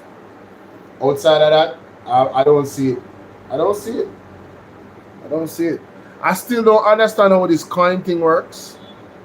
Like, let me ask somebody that know how much coins is $1 US. Maybe I should go on Google and ask that.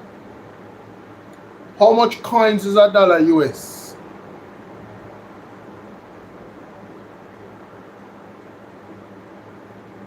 That's what I really want to know. How much coins is $1 US? Like TikTok coins? How much coins is $1 US?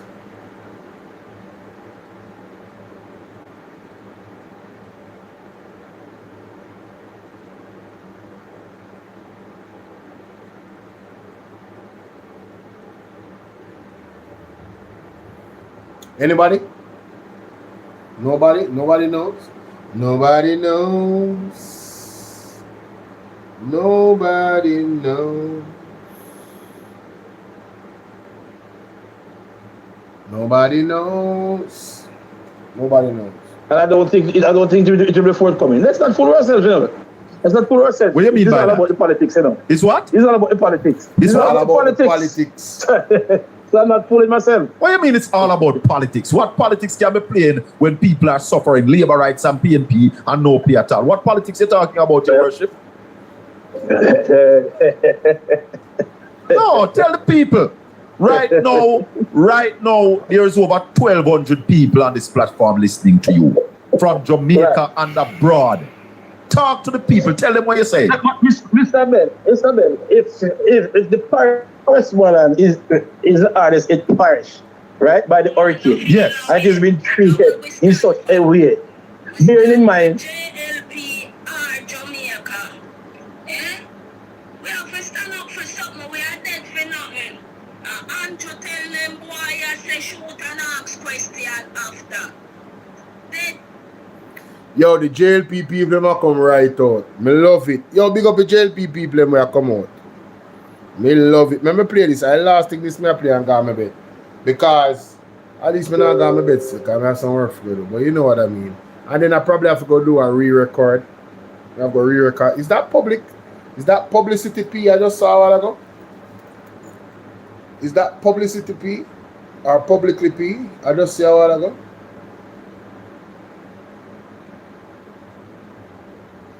I'll be like, what are you doing? Oh, God have mercy. No, I'm not sure. So she assumes, but me love how the labor right them come out strong, brother, against Andrew. Listen to this.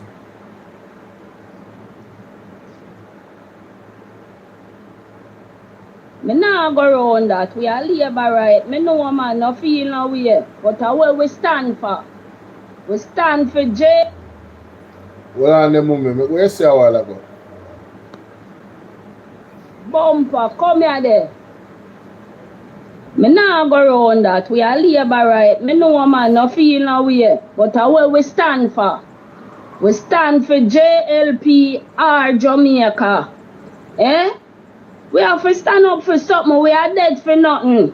Andrew tell them boy I say shoot and ask question after. Dead man can't answer question.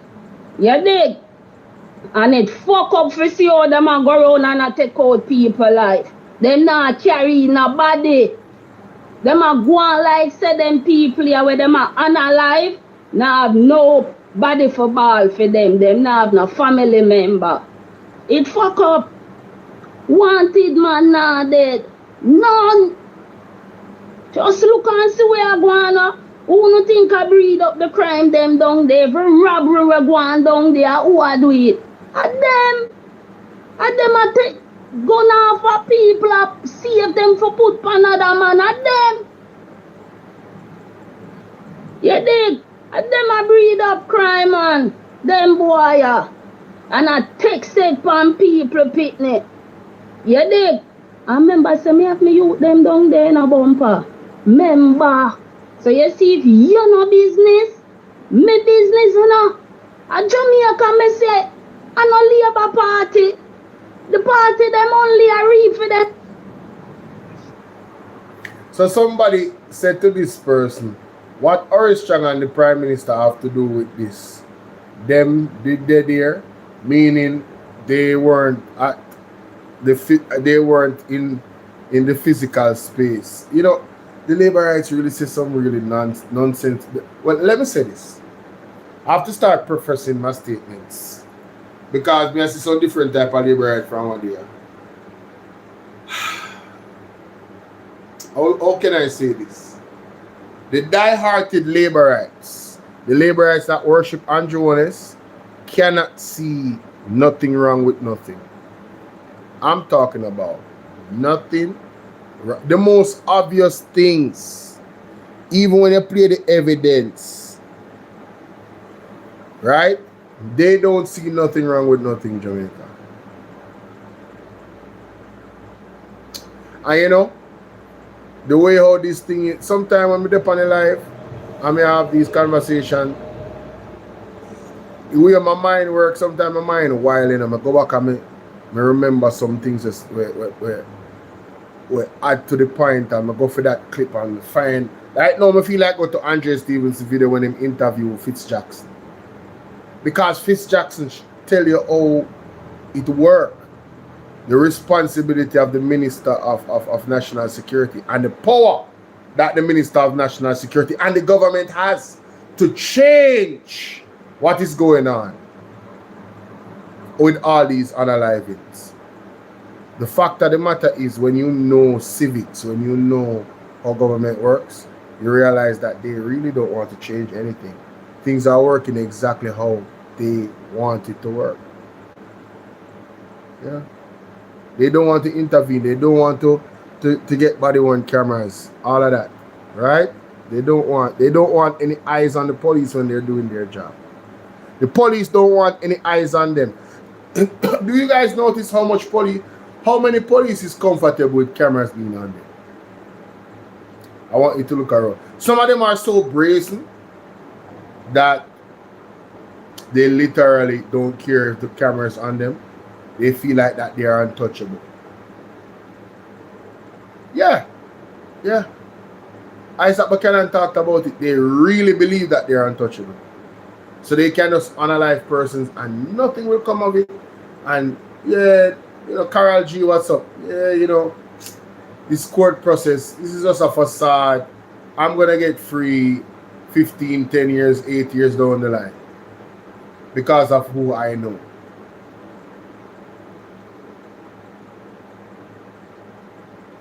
That's the attitude they have. That is the attitude they have. But like I said, y'all, I just felt like, you know, I really didn't do right by you guys today, although I was busy. I didn't do any live yesterday. Yes, I did a live in the morning. How is that live going, by the way? I did a members only live in the morning. I was pretty tired though. I didn't check on that, you know. It was members only, and then I switched from members only about 2 hours after the live, and I sent it out there and shared it out there. Let me see. Yeah, it didn't do very well. It hasn't done very well. I need more persons to become members of the platform, so I can if I get 100 persons on the platform to become a member of the platform, I can start the members only live streams. I can do members only content, but at the same time I'd have to limit that because, you know, there's only a few members. So if you are a member, endorse other persons becoming a member, and let's get it on, man. Let's get it on. Baby. Let's listen. I have enough persons here for me to you know, gain my own audience and grow a good audience. There's a good foundation here. So the persons that are watching right now and you appreciate this platform, I am beseeching you, I am asking, I am pleading with you to share the content, right? Share the page with at least 20 people. If you can share the page with 20 people a day, we're going to be straight, y'all. The platform going to be straight. So, you as an ambassador, I don't have a whip over your back. You would have to really appreciate this platform myself for you to say, yo, you know what? Every day I'm going to share this with 20 new people on my platform, on my WhatsApp, on my Instagram, you know, whatever. Because, you know, you can link your WhatsApp to your Instagram. So when you share the link, it goes to your story. And it goes to your Facebook story as well. So when you share the link on your WhatsApp status, if your WhatsApp status is linked to your other pages, it's going to go to their stories. So you can, you know, you can directly, you know, share it with people in your WhatsApp. you know, and say, yeah man, check out Bolo, and if them like it, hey, they say we check out Bolo, if they like it, hey, share it too. All right, and I just want to say thank you for those that are doing that already, and I want to encourage more people to do it so we can build the page. Don't be selfish. All of my ladies out there that love me and you guys watch me, don't be selfish. Don't be like, yo, you know, I want to keep Bolo to myself. I just want to watch Bolo on the screen and don't have nobody else, and I just want to text Bolo in the chat and Bolo just show me love and don't show. Don't be selfish, ladies. Don't be selfish. All right, this is the virtual space. There's a lot of love to give and to, you know, on the virtual space. It's not real life. So don't be selfish. All right. God bless you all. See you all later. Yeah. Appreciate y'all, man. Saturday. It's going to be an interesting day. I'm sure of it. I'm sure of it. I have a lot of work to do. So I have to go. It's 3 o'clock. I have to go. I really have to go. But it's been fun, though. It's been fun. I'm disappointed that the recordings that I did, they're gone to naught, and at some point I'll have to do them over back on my own time and post them. But hey, it is what it is. I have to get some rest though. I have to recuperate. My mind is... I'm stressed out. I'm stressed out, man. I'm stressed out for real. You know? But it's all on me. It's all on me. But hey, shout out to Philly Yardy Vibes for the super chat, man. And shout out to all my moderators. Shout out to all my you know, members. And shout out to all my fan club you know, people. All 32 of y'all over there on TikTok. Salute to y'all.